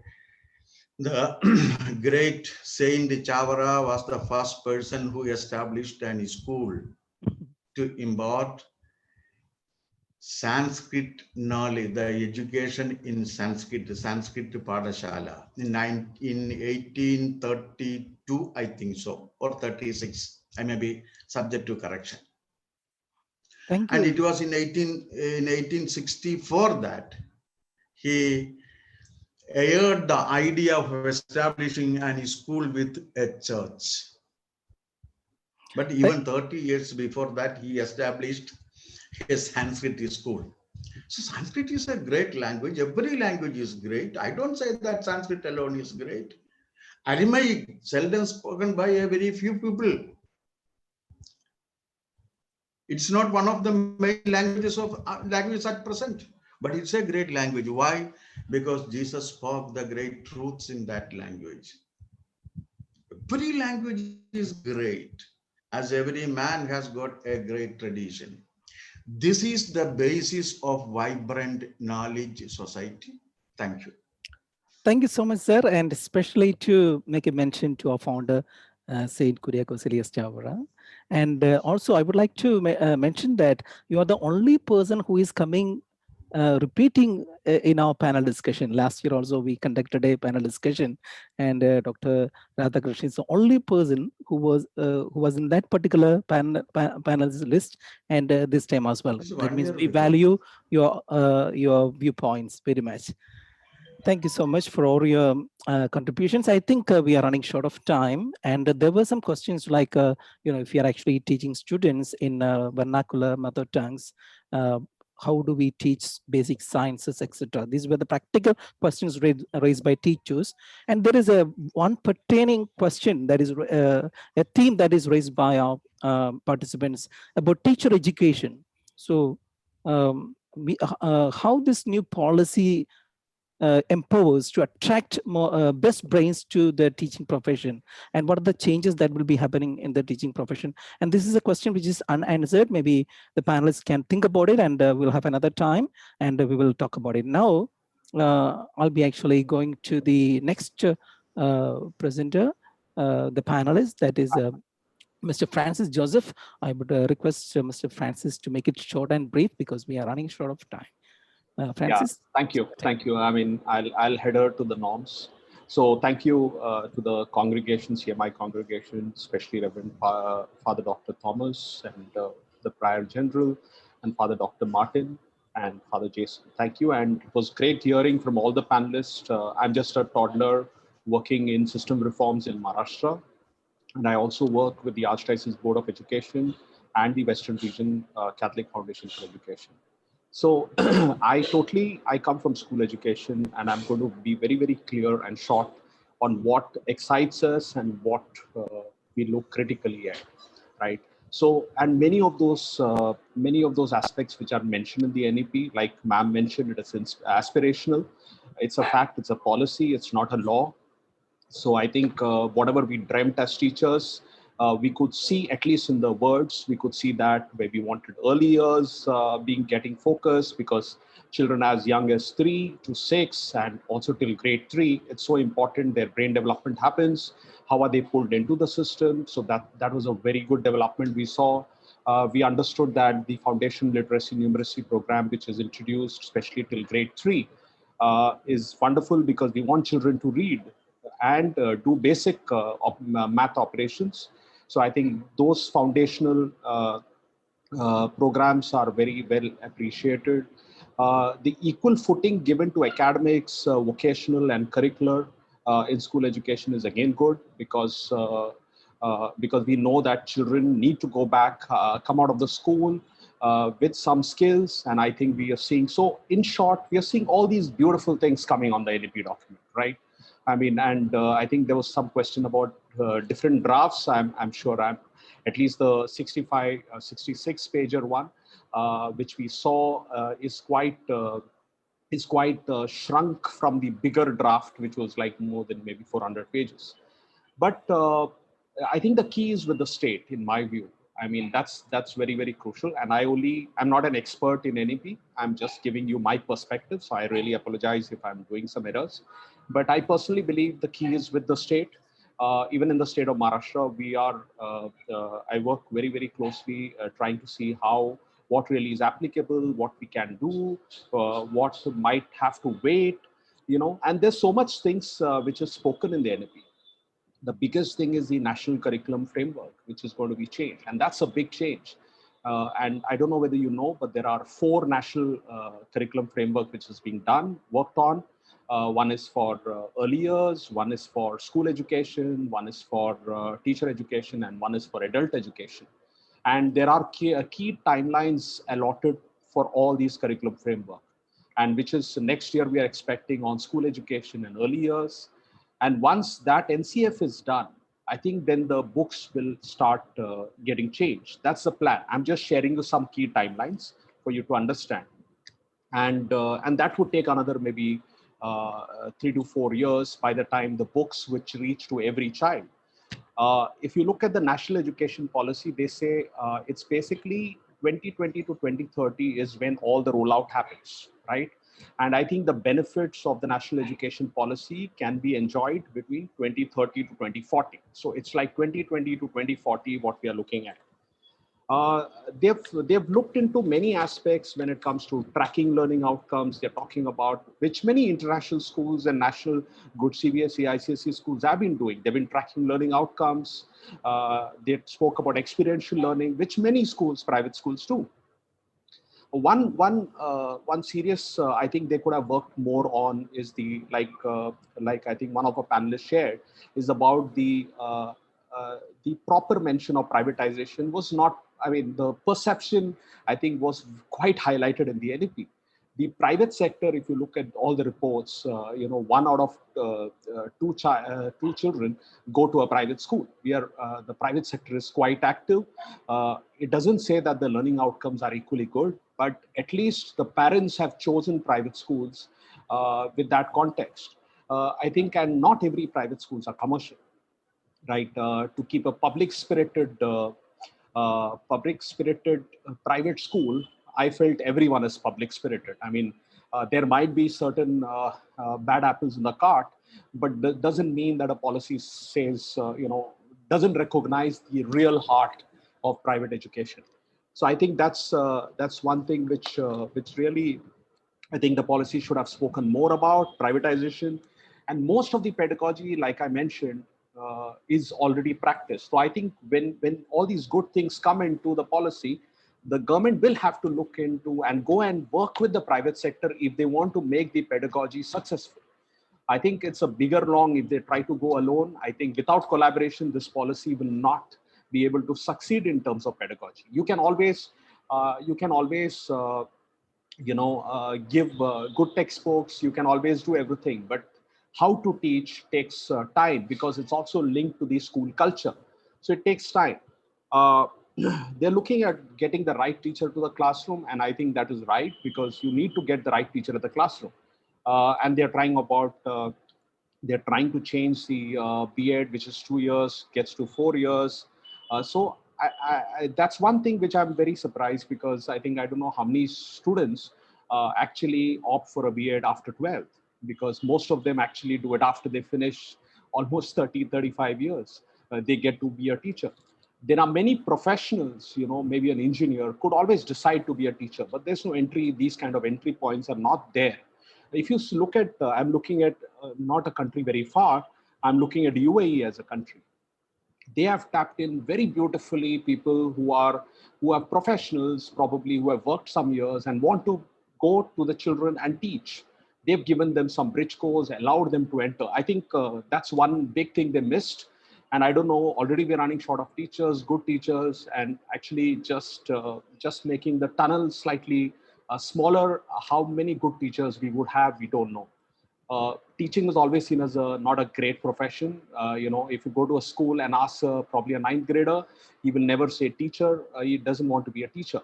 So I think the policy should have focused on ensuring that there are programs which actually recognizes the teaching as a profession, as a preferred profession. I think the teachers are the oxygen of a school system. And I think without recognizing them and giving them the motivation for that profession, it's not going to just work. They've looked into tracking outcomes.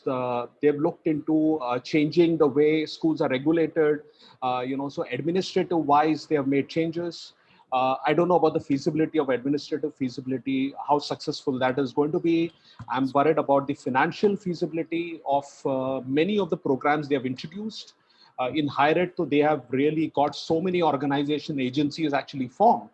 But within school education, our Department of School Education is broken down into different categories, right?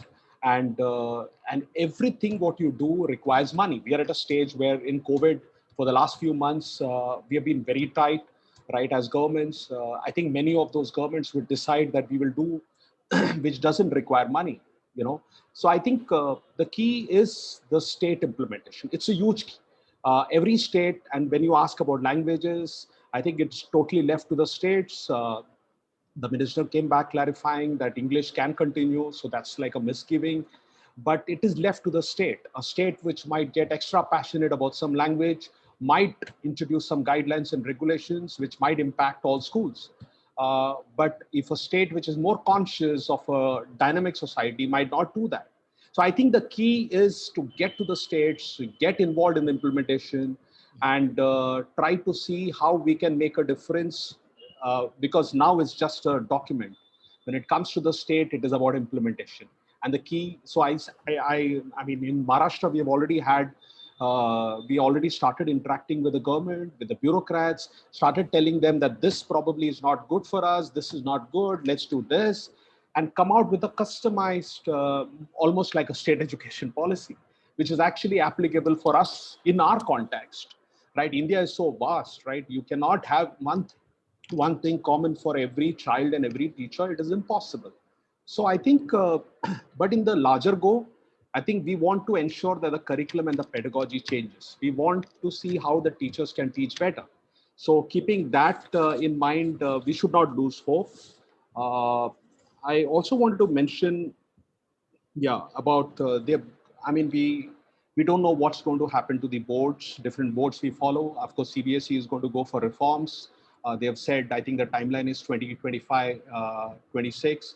The other boards are going to go through reforms. We don't know what impact that would happen on us. We don't know the assessment day organization which they are setting, which is Parak, how they will start assessing, giving standards. But one thing is for sure, all these standards mentioned in the NEP will be applicable for all public schools and private schools. There would be accreditation, there would be all these kind of regulations will come, standards which will come, which everyone has to accept. The older policies also were not bad policies, okay? What failed is implementation. Most of the time, policies fail due to implementation. So, Mr. Francis, I think you're coming to the point like, the devil is always in the details, how we are going to implement it. Absolutely. And also the relationship between the state and the center, how they are going to cooperate, as well as the private and the public. And that will actually define, I think, NEP in the years to come. A teacher only can make it successful, and the collaboration between a private and public only can do it. Trust me, if something is done in isolation, we will have to wait for a next policy. So we all have to cooperate and work together. I think Dr. Shashi Tharoorji is already online. Dr. Shashi Tharoor, I think very recently he has published a book that is called Thesaurus. I think that is an English vocabulary book.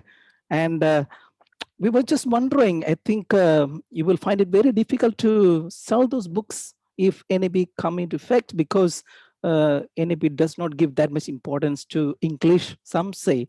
And, you know, that is just a kind of a passing comment, but you got much broader views on NAB. And now I think I'm giving the mic to Dr. Shashi Tharoor. Thank you very much, Father Paul. Yes, I've been with you since 8 o'clock, but enjoyed listening to the last few minutes of the previous speaker. And I have to say that I don't have any disagreement with anything he said. I think there's a lot of substance there, and I'm very impressed with the quality of the discussion that reflects that you've all been having on the new education policy. So you've asked me to speak for about 10 or 15 minutes. I'll try and keep it brief because I get the impression that, not having heard your earlier discussion, I may be speaking below the level of your already detailed analysis. So let me give you the big picture, and then I think the Q&A would be more useful, because when you ask more specific questions, I can respond. So very briefly, as a quick overview, I find there is much to welcome in what we've seen of the new education policy. I think a number of suggestions made by some of us on the previous draft seem to have been taken into account. I had spent a couple of hours with the minister, Dr. Ramesh Pokhriyal Nishank, last year, and he specifically made it a point to speak to me to say that a number of my criticisms of the draft have been accommodated. I still feel that this should have been brought before Parliament first for discussion. It will be discussed, but I must say that I'm quite impressed now with the pruning down, effective pruning down that they've done. Because I've been advocating revision of the 1986 National Education Policy since my own days in MHRD, as it used to be, to bring it into the 21st century. And I'm glad the Modi government finally grasped the nettle, even if it took them 6 years to do so. And I'm also glad, by the way, that they have recognized that the MHRD really is just the Ministry of Education now. It was given the name HRD when it included youth affairs, sports, skill development, labor training, and all sorts of things that have since been hived off again from that ministry.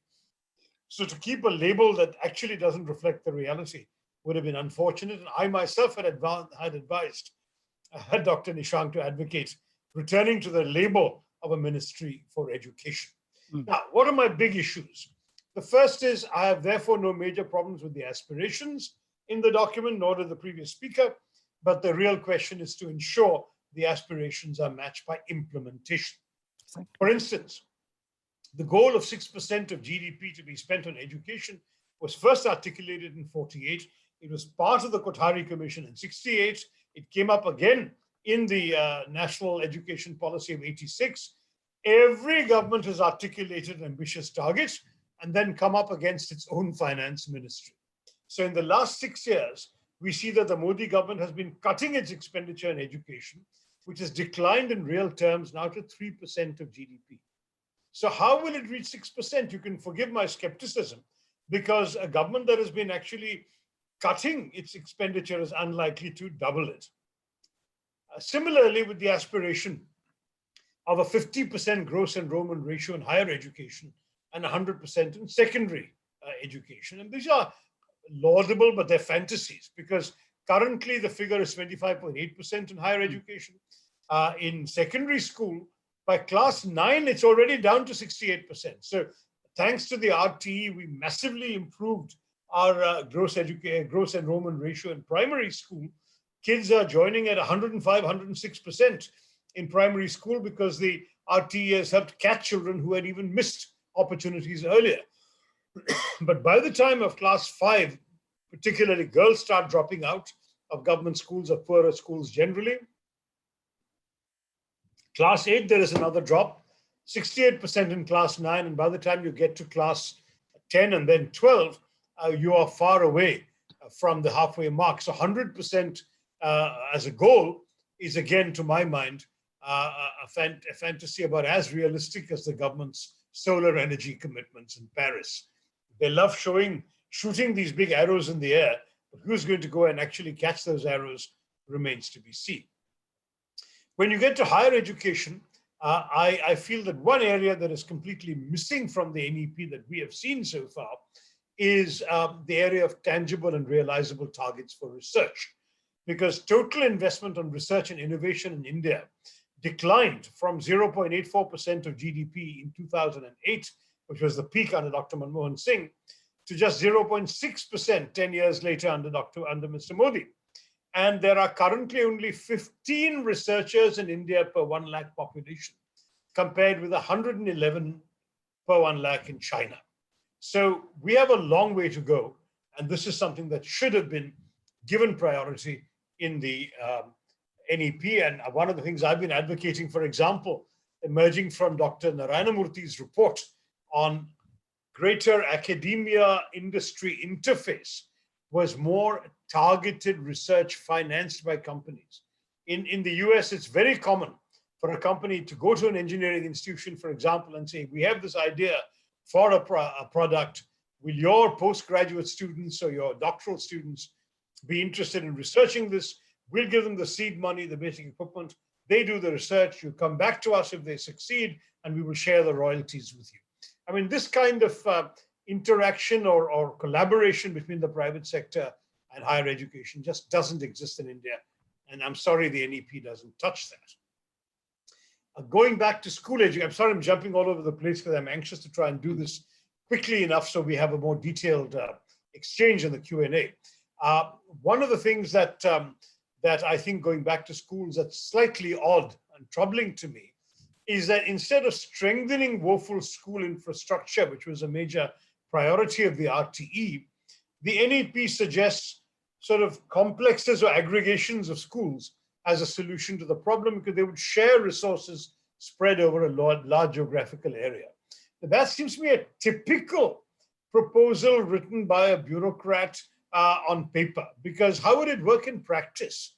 You're talking of school infrastructure in terms of things like schools not having toilets for girls, not having hand wash stations for children before the midday meals and after the midday meals, schools not having playgrounds. Now, you can't go 20 kilometers or even 10 kilometers in order to go to the toilet. I mean, that's not going to happen.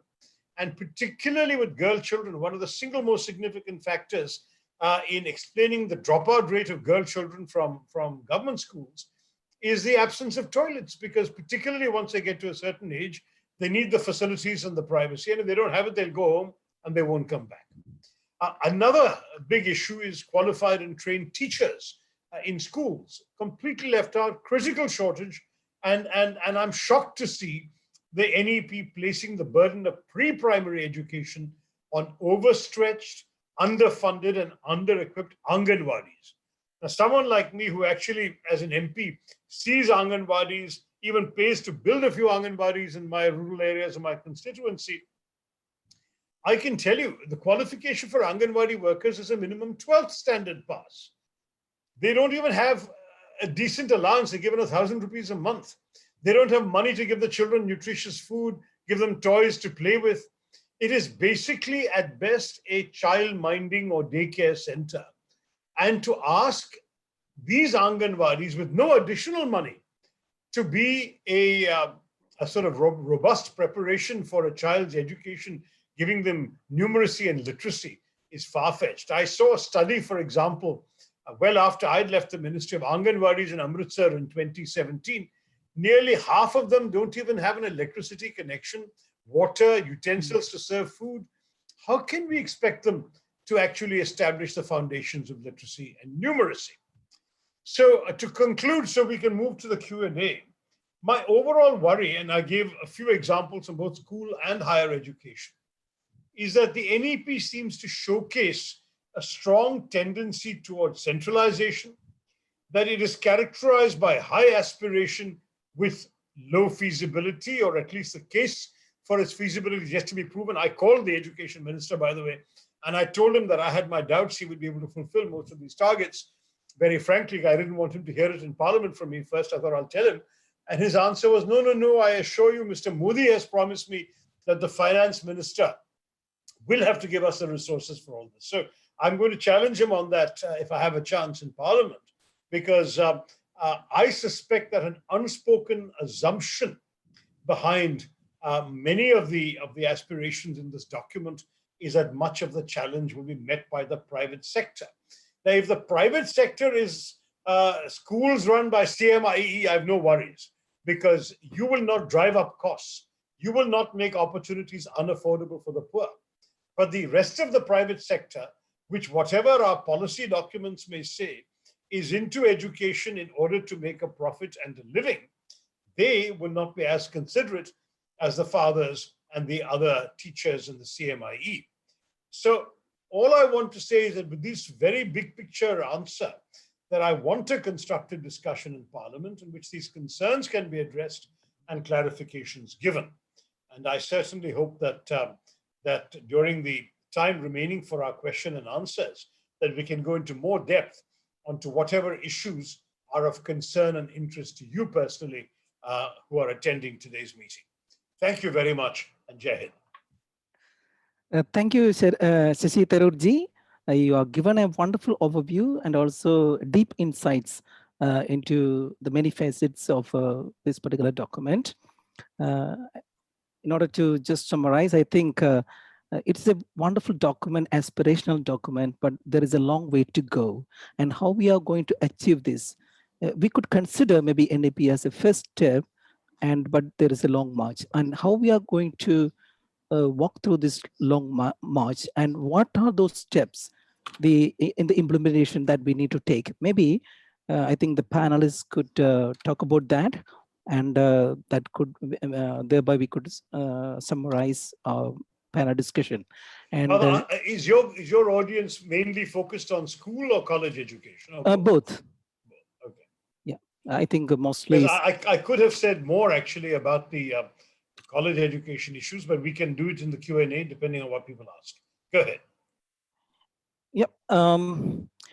In college education, there were comments keep on coming because there are foreign universities coming to India. That is in NEP. That means internationalization of education and also the privatization of education. If that happens, how do our colleges, maybe our universities will fare, and what will be the situation of our teachers? Are they equipped? Are they qualified enough? So these were some of the recurring comments that were coming in our comment boxes. Well, I have to say that my concern was for the students more than the teachers, and therefore I welcome that particular initiative of foreign universities. Not because I want to undermine the Indian institutions. I don't think that, just as the introduction of McDonald's didn't stop us eating masala dosas and chole bhature, I don't think that a foreign university coming in is going to shut down our universities, but I think it may challenge us in terms of promoting world-class education and demonstrating the value of the pursuit of excellence that these universities are famous for. So I'm quite intrigued by that. We tried and came up against tremendous vested interest in Parliament because so many MPs own educational institutions, including colleges, and frankly, were very resistant to the idea of foreign education coming in. But as a public policy person, I find it a crying shame that Indian parents are spending $3 billion today. $3 billion is maybe a conservative undercount on educating their children in foreign countries. During this COVID lockdown, I, as an MP, got desperate appeals from Keralite students, Trivandrum students, stuck in various foreign countries. And I realized that our foreign students are not only in America or England or even France or Germany or Australia or Canada. We have Keralites pursuing education in Kazakhstan, in Ukraine, in remote parts of China, and so on. I can give you 22 countries that I was contacted by students from because we don't have enough institutions in our country for the aspirants, particularly in areas like medicine. There are just not even 5% of the seats available for students who want to be doctors. It's really a disgrace. And so they're going out and taking these courses elsewhere. I would rather that people came to India, improve our overall standards, including with foreign campuses. And as far as the teachers are concerned, I believe that the better ones will find models to be inspired by. And certainly that possibly one benefit would be that salaries would go up in order to retain these teachers in Indian-owned institutions to prevent them from being poached by the foreign ones. So I don't think this is necessarily going to be a bad thing. I also welcome the multidisciplinarity they're talking about, the mixing and matching of courses and subjects. At the school level, I worry about affordability. When the Prime Minister says, I want a child to be able to study music and mathematics at the same time, I think it's a great goal. But the school has to have the equipment for music, the teacher for music, the space for a music class, in addition to having the textbooks for mathematics, the blackboards for mathematics, and the mathematics teachers. That means possibly a double investment for the school. Where will they recoup the cost from? Will they have the resources to do it? So there are challenges. I mean, one thing that is missing from the entire approach of the government is a sense of where will all the resources come from to do all of these things. But I'm in favor of the regulatory reforms. I would like to see more barriers removed. I think our higher education in particular was over-regulated and under-governed. That should be fixed. I'd like to see more access to the underprivileged to the education system, for which you need to expand the educational opportunities. The more colleges, more schools, more institutions there are, the easier it'll be for poor, marginalized, tribal and others to get in. I would, as I mentioned earlier, want to see more on the research ecosystem. I worry a little bit about the National Research Foundation mentioned in the NEP, because my concern is that it might turn out to be a way of centralizing not just funding for research, but even the subjects for research. You can imagine what a BJP government will do if somebody goes and seeks a research grant for a subject that they disapprove of, whether it's on the consumption of beef amongst Dalits in India, research study, or if you ask them to finance a research on issues that they are skeptical about or even negative about, such as, let's say, the underpinnings of secularism in the Indian constitution, whatever it may be. I worry about one authority having the yes-no right on all senior research. But these are just some thoughts. On the foreign universities, I must say, I think that we should really benchmark our education against the highest global standards. So I would like to see it happen. I think it's going to be a bigger challenge persuading good quality foreign universities to come and establish themselves in India with all the burdens, the hassles, the compliance issues, the regulatory challenges, the land acquisition challenges, everything we have in our country. Tarunji, there is one question which is very interesting. How do you see the tenure track system for teachers in the higher education, especially in India? We know that this is very prevalent. That is inspired by the American experience. Exactly. In India, basically, you have two kinds of situations for teachers, as I understand it. Either those who are living literally from year to year, contract to contract, can be fired anytime, or those who are essentially permanent and can never be fired. And in the government sector, you have much more of the latter. The tenure track system means that everybody is essentially on trial for a certain period of time. In America, it's usually 5 years before you can apply for tenure. And if you then apply for tenure, it's your peers, not the administration, that decides whether you're worthy of it. So other professors sit on a tenure committee, evaluate the quality of your academic work. In America, that also includes looking at student evaluations, which we don't have. We don't have students evaluating teachers here, but in America you do. And having seen the holistic picture, then once you're granted tenure, you have all sorts of benefits.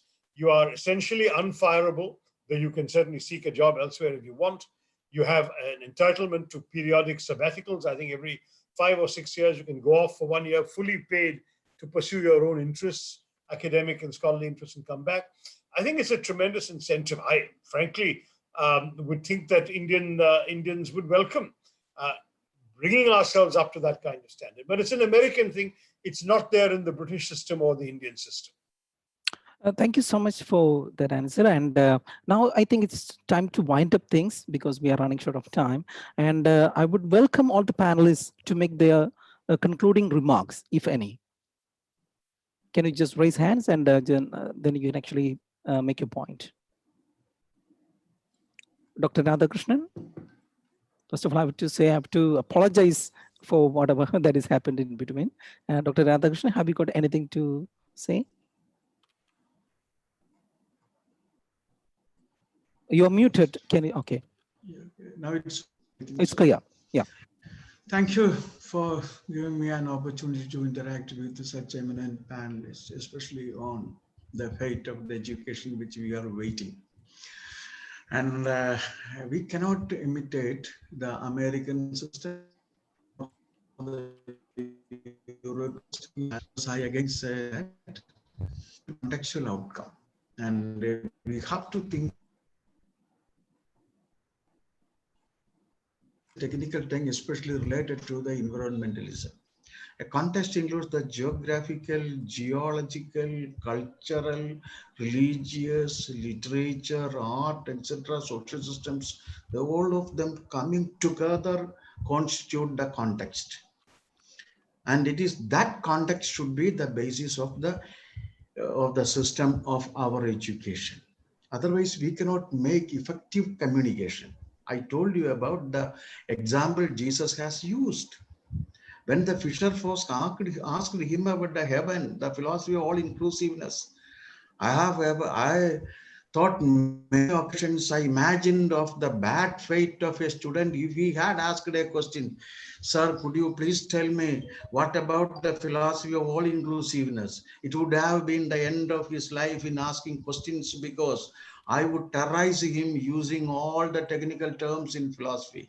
Instead, what Jesus said is he used the contextual language. It is like a net that includes all fish. All inclusiveness is the essence of heaven has been explained brilliantly. So he could make a fisherman to the custodian of heaven, Peter. Thank you so much. So that's what's by the contextual form of education. So we cannot imitate the American context or the European context. We have to think of the Indian context. If we are not able to think of the Indian context, what would be the fate of our students? I told you that they are getting educated in engineering and they are doing the job of a clerk in the secretariat.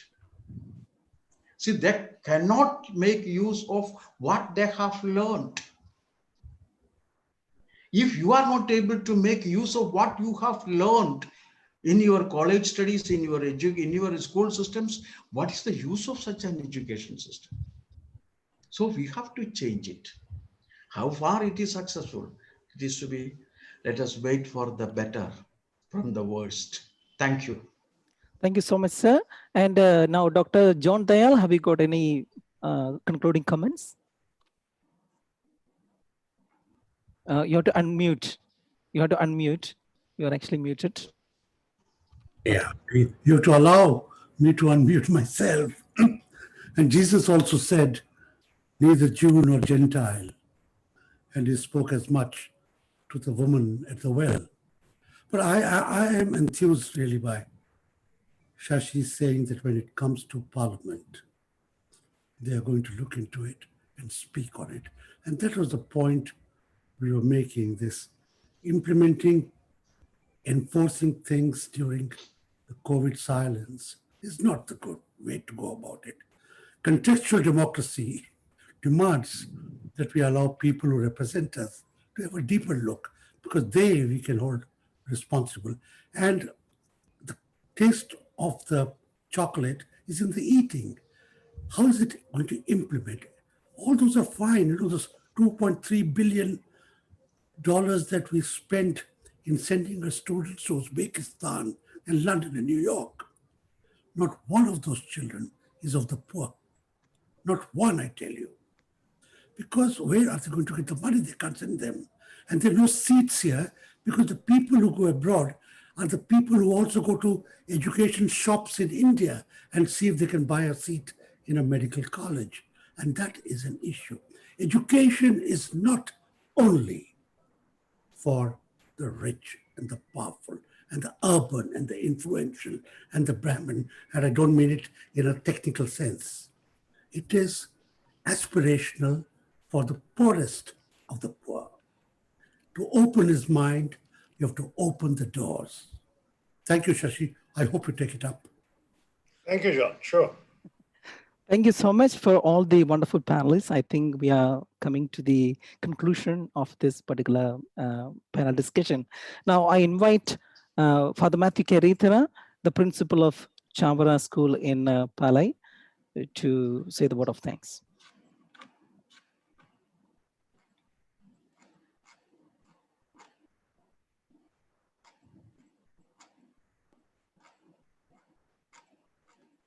Karyatara, over to you. Can you just please unmute? I think it is muted.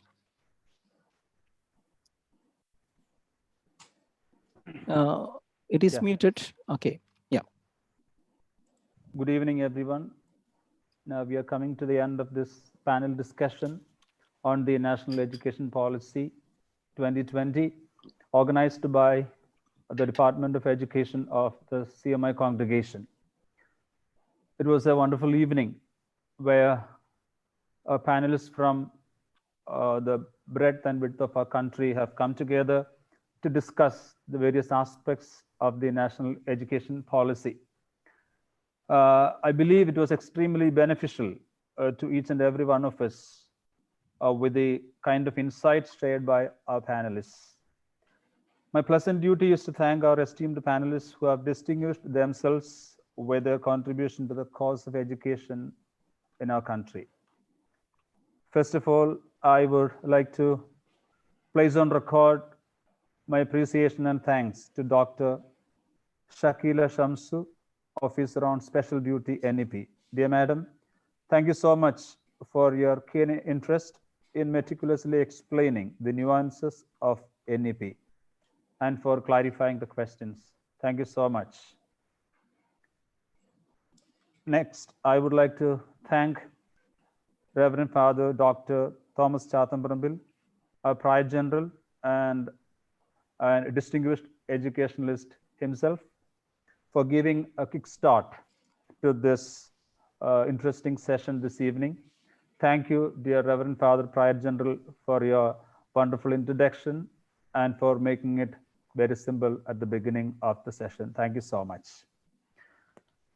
Though he came at the end, I would like to thank Dr. Shashi Tharoor, MP. Dear Dr. Shashi, thank you for delving deep into the various nuances and the concerns of the educationalists across the country. You have been very interesting and resourceful, as you are always. And you are always an inspiration in every exasperation. Yeah, so we believe that you will take, the voice of and concerns of all the educationalists across the country into the parliament. Thank you, Shashi sir. Thank you so much for being present.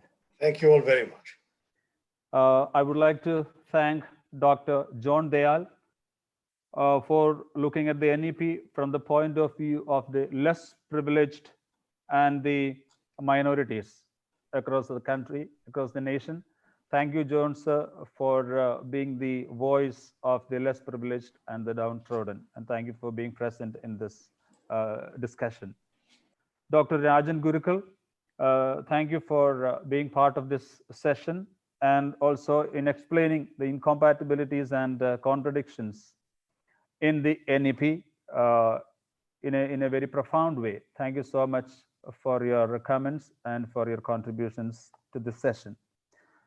Next, Dr. K.S. Radhakrishnan. Sir, thank you for discussing the vision statement and also describing your understanding of the vibrant knowledge society and also on the practice-oriented education that we need in India. I would also like to thank Shri Francis Joseph for shedding light on the policy highlights on school education, especially on the teacher training.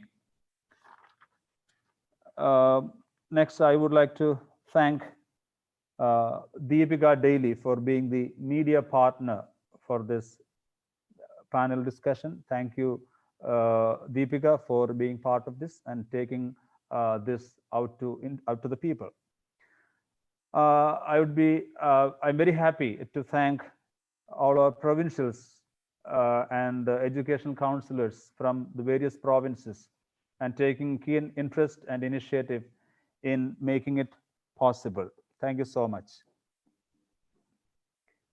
I would like to thank Father Dr. Martin Mallat, the Council for Education of the CMI congregation, for organizing such a wonderful session today and for making every arrangement for this beautiful session. Thank you, Father Martin, for being at the hem of this panel discussion. Thank you so much. I thank Father Dr. Jason Mullerikal CMI, my friend and batchmate, for being the moderator and taking this session to the next level. Thank you, Father Jason, for making it beautiful and highly interactive. I thank all the participants from Kerala and from the different parts of the country, our CMI conference, our teachers, principals, and all the people who are interested in the development of the educational scenario of our nation. Thank you, dear participants, for your wonderful listening and also for asking questions, some of which we were able to put together and give to the panelists. I take this opportunity to thank the core team who worked behind making this possible today. Thank you, all the dear fathers in the core team of this NEP panel discussion. Okay, once again, let's all work together and also think together, put our brains together again and again to make education equitable and possible for everyone in India, and to take our nation to the higher levels of understanding, higher levels of resourcefulness through the educational process that we are trying to develop on a daily basis or on a yearly basis. Thank you so much, everyone who was part of this wonderful session this evening. Thank you so much once again. God bless you. Let Saint Kuriakos Elias Chavra, who is a pioneer in the educational activities in India, to be with us in all our activities, all our endeavors in making our education more meaningful and just and also accessible to everyone across our nation. Thank you. Have a great time. Good night. Good night. Good night, everybody.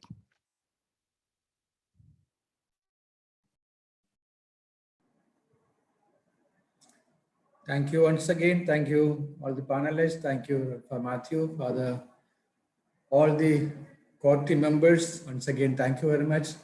Let us study this document well and prepare ourselves for its implementation. Thank you. Good night.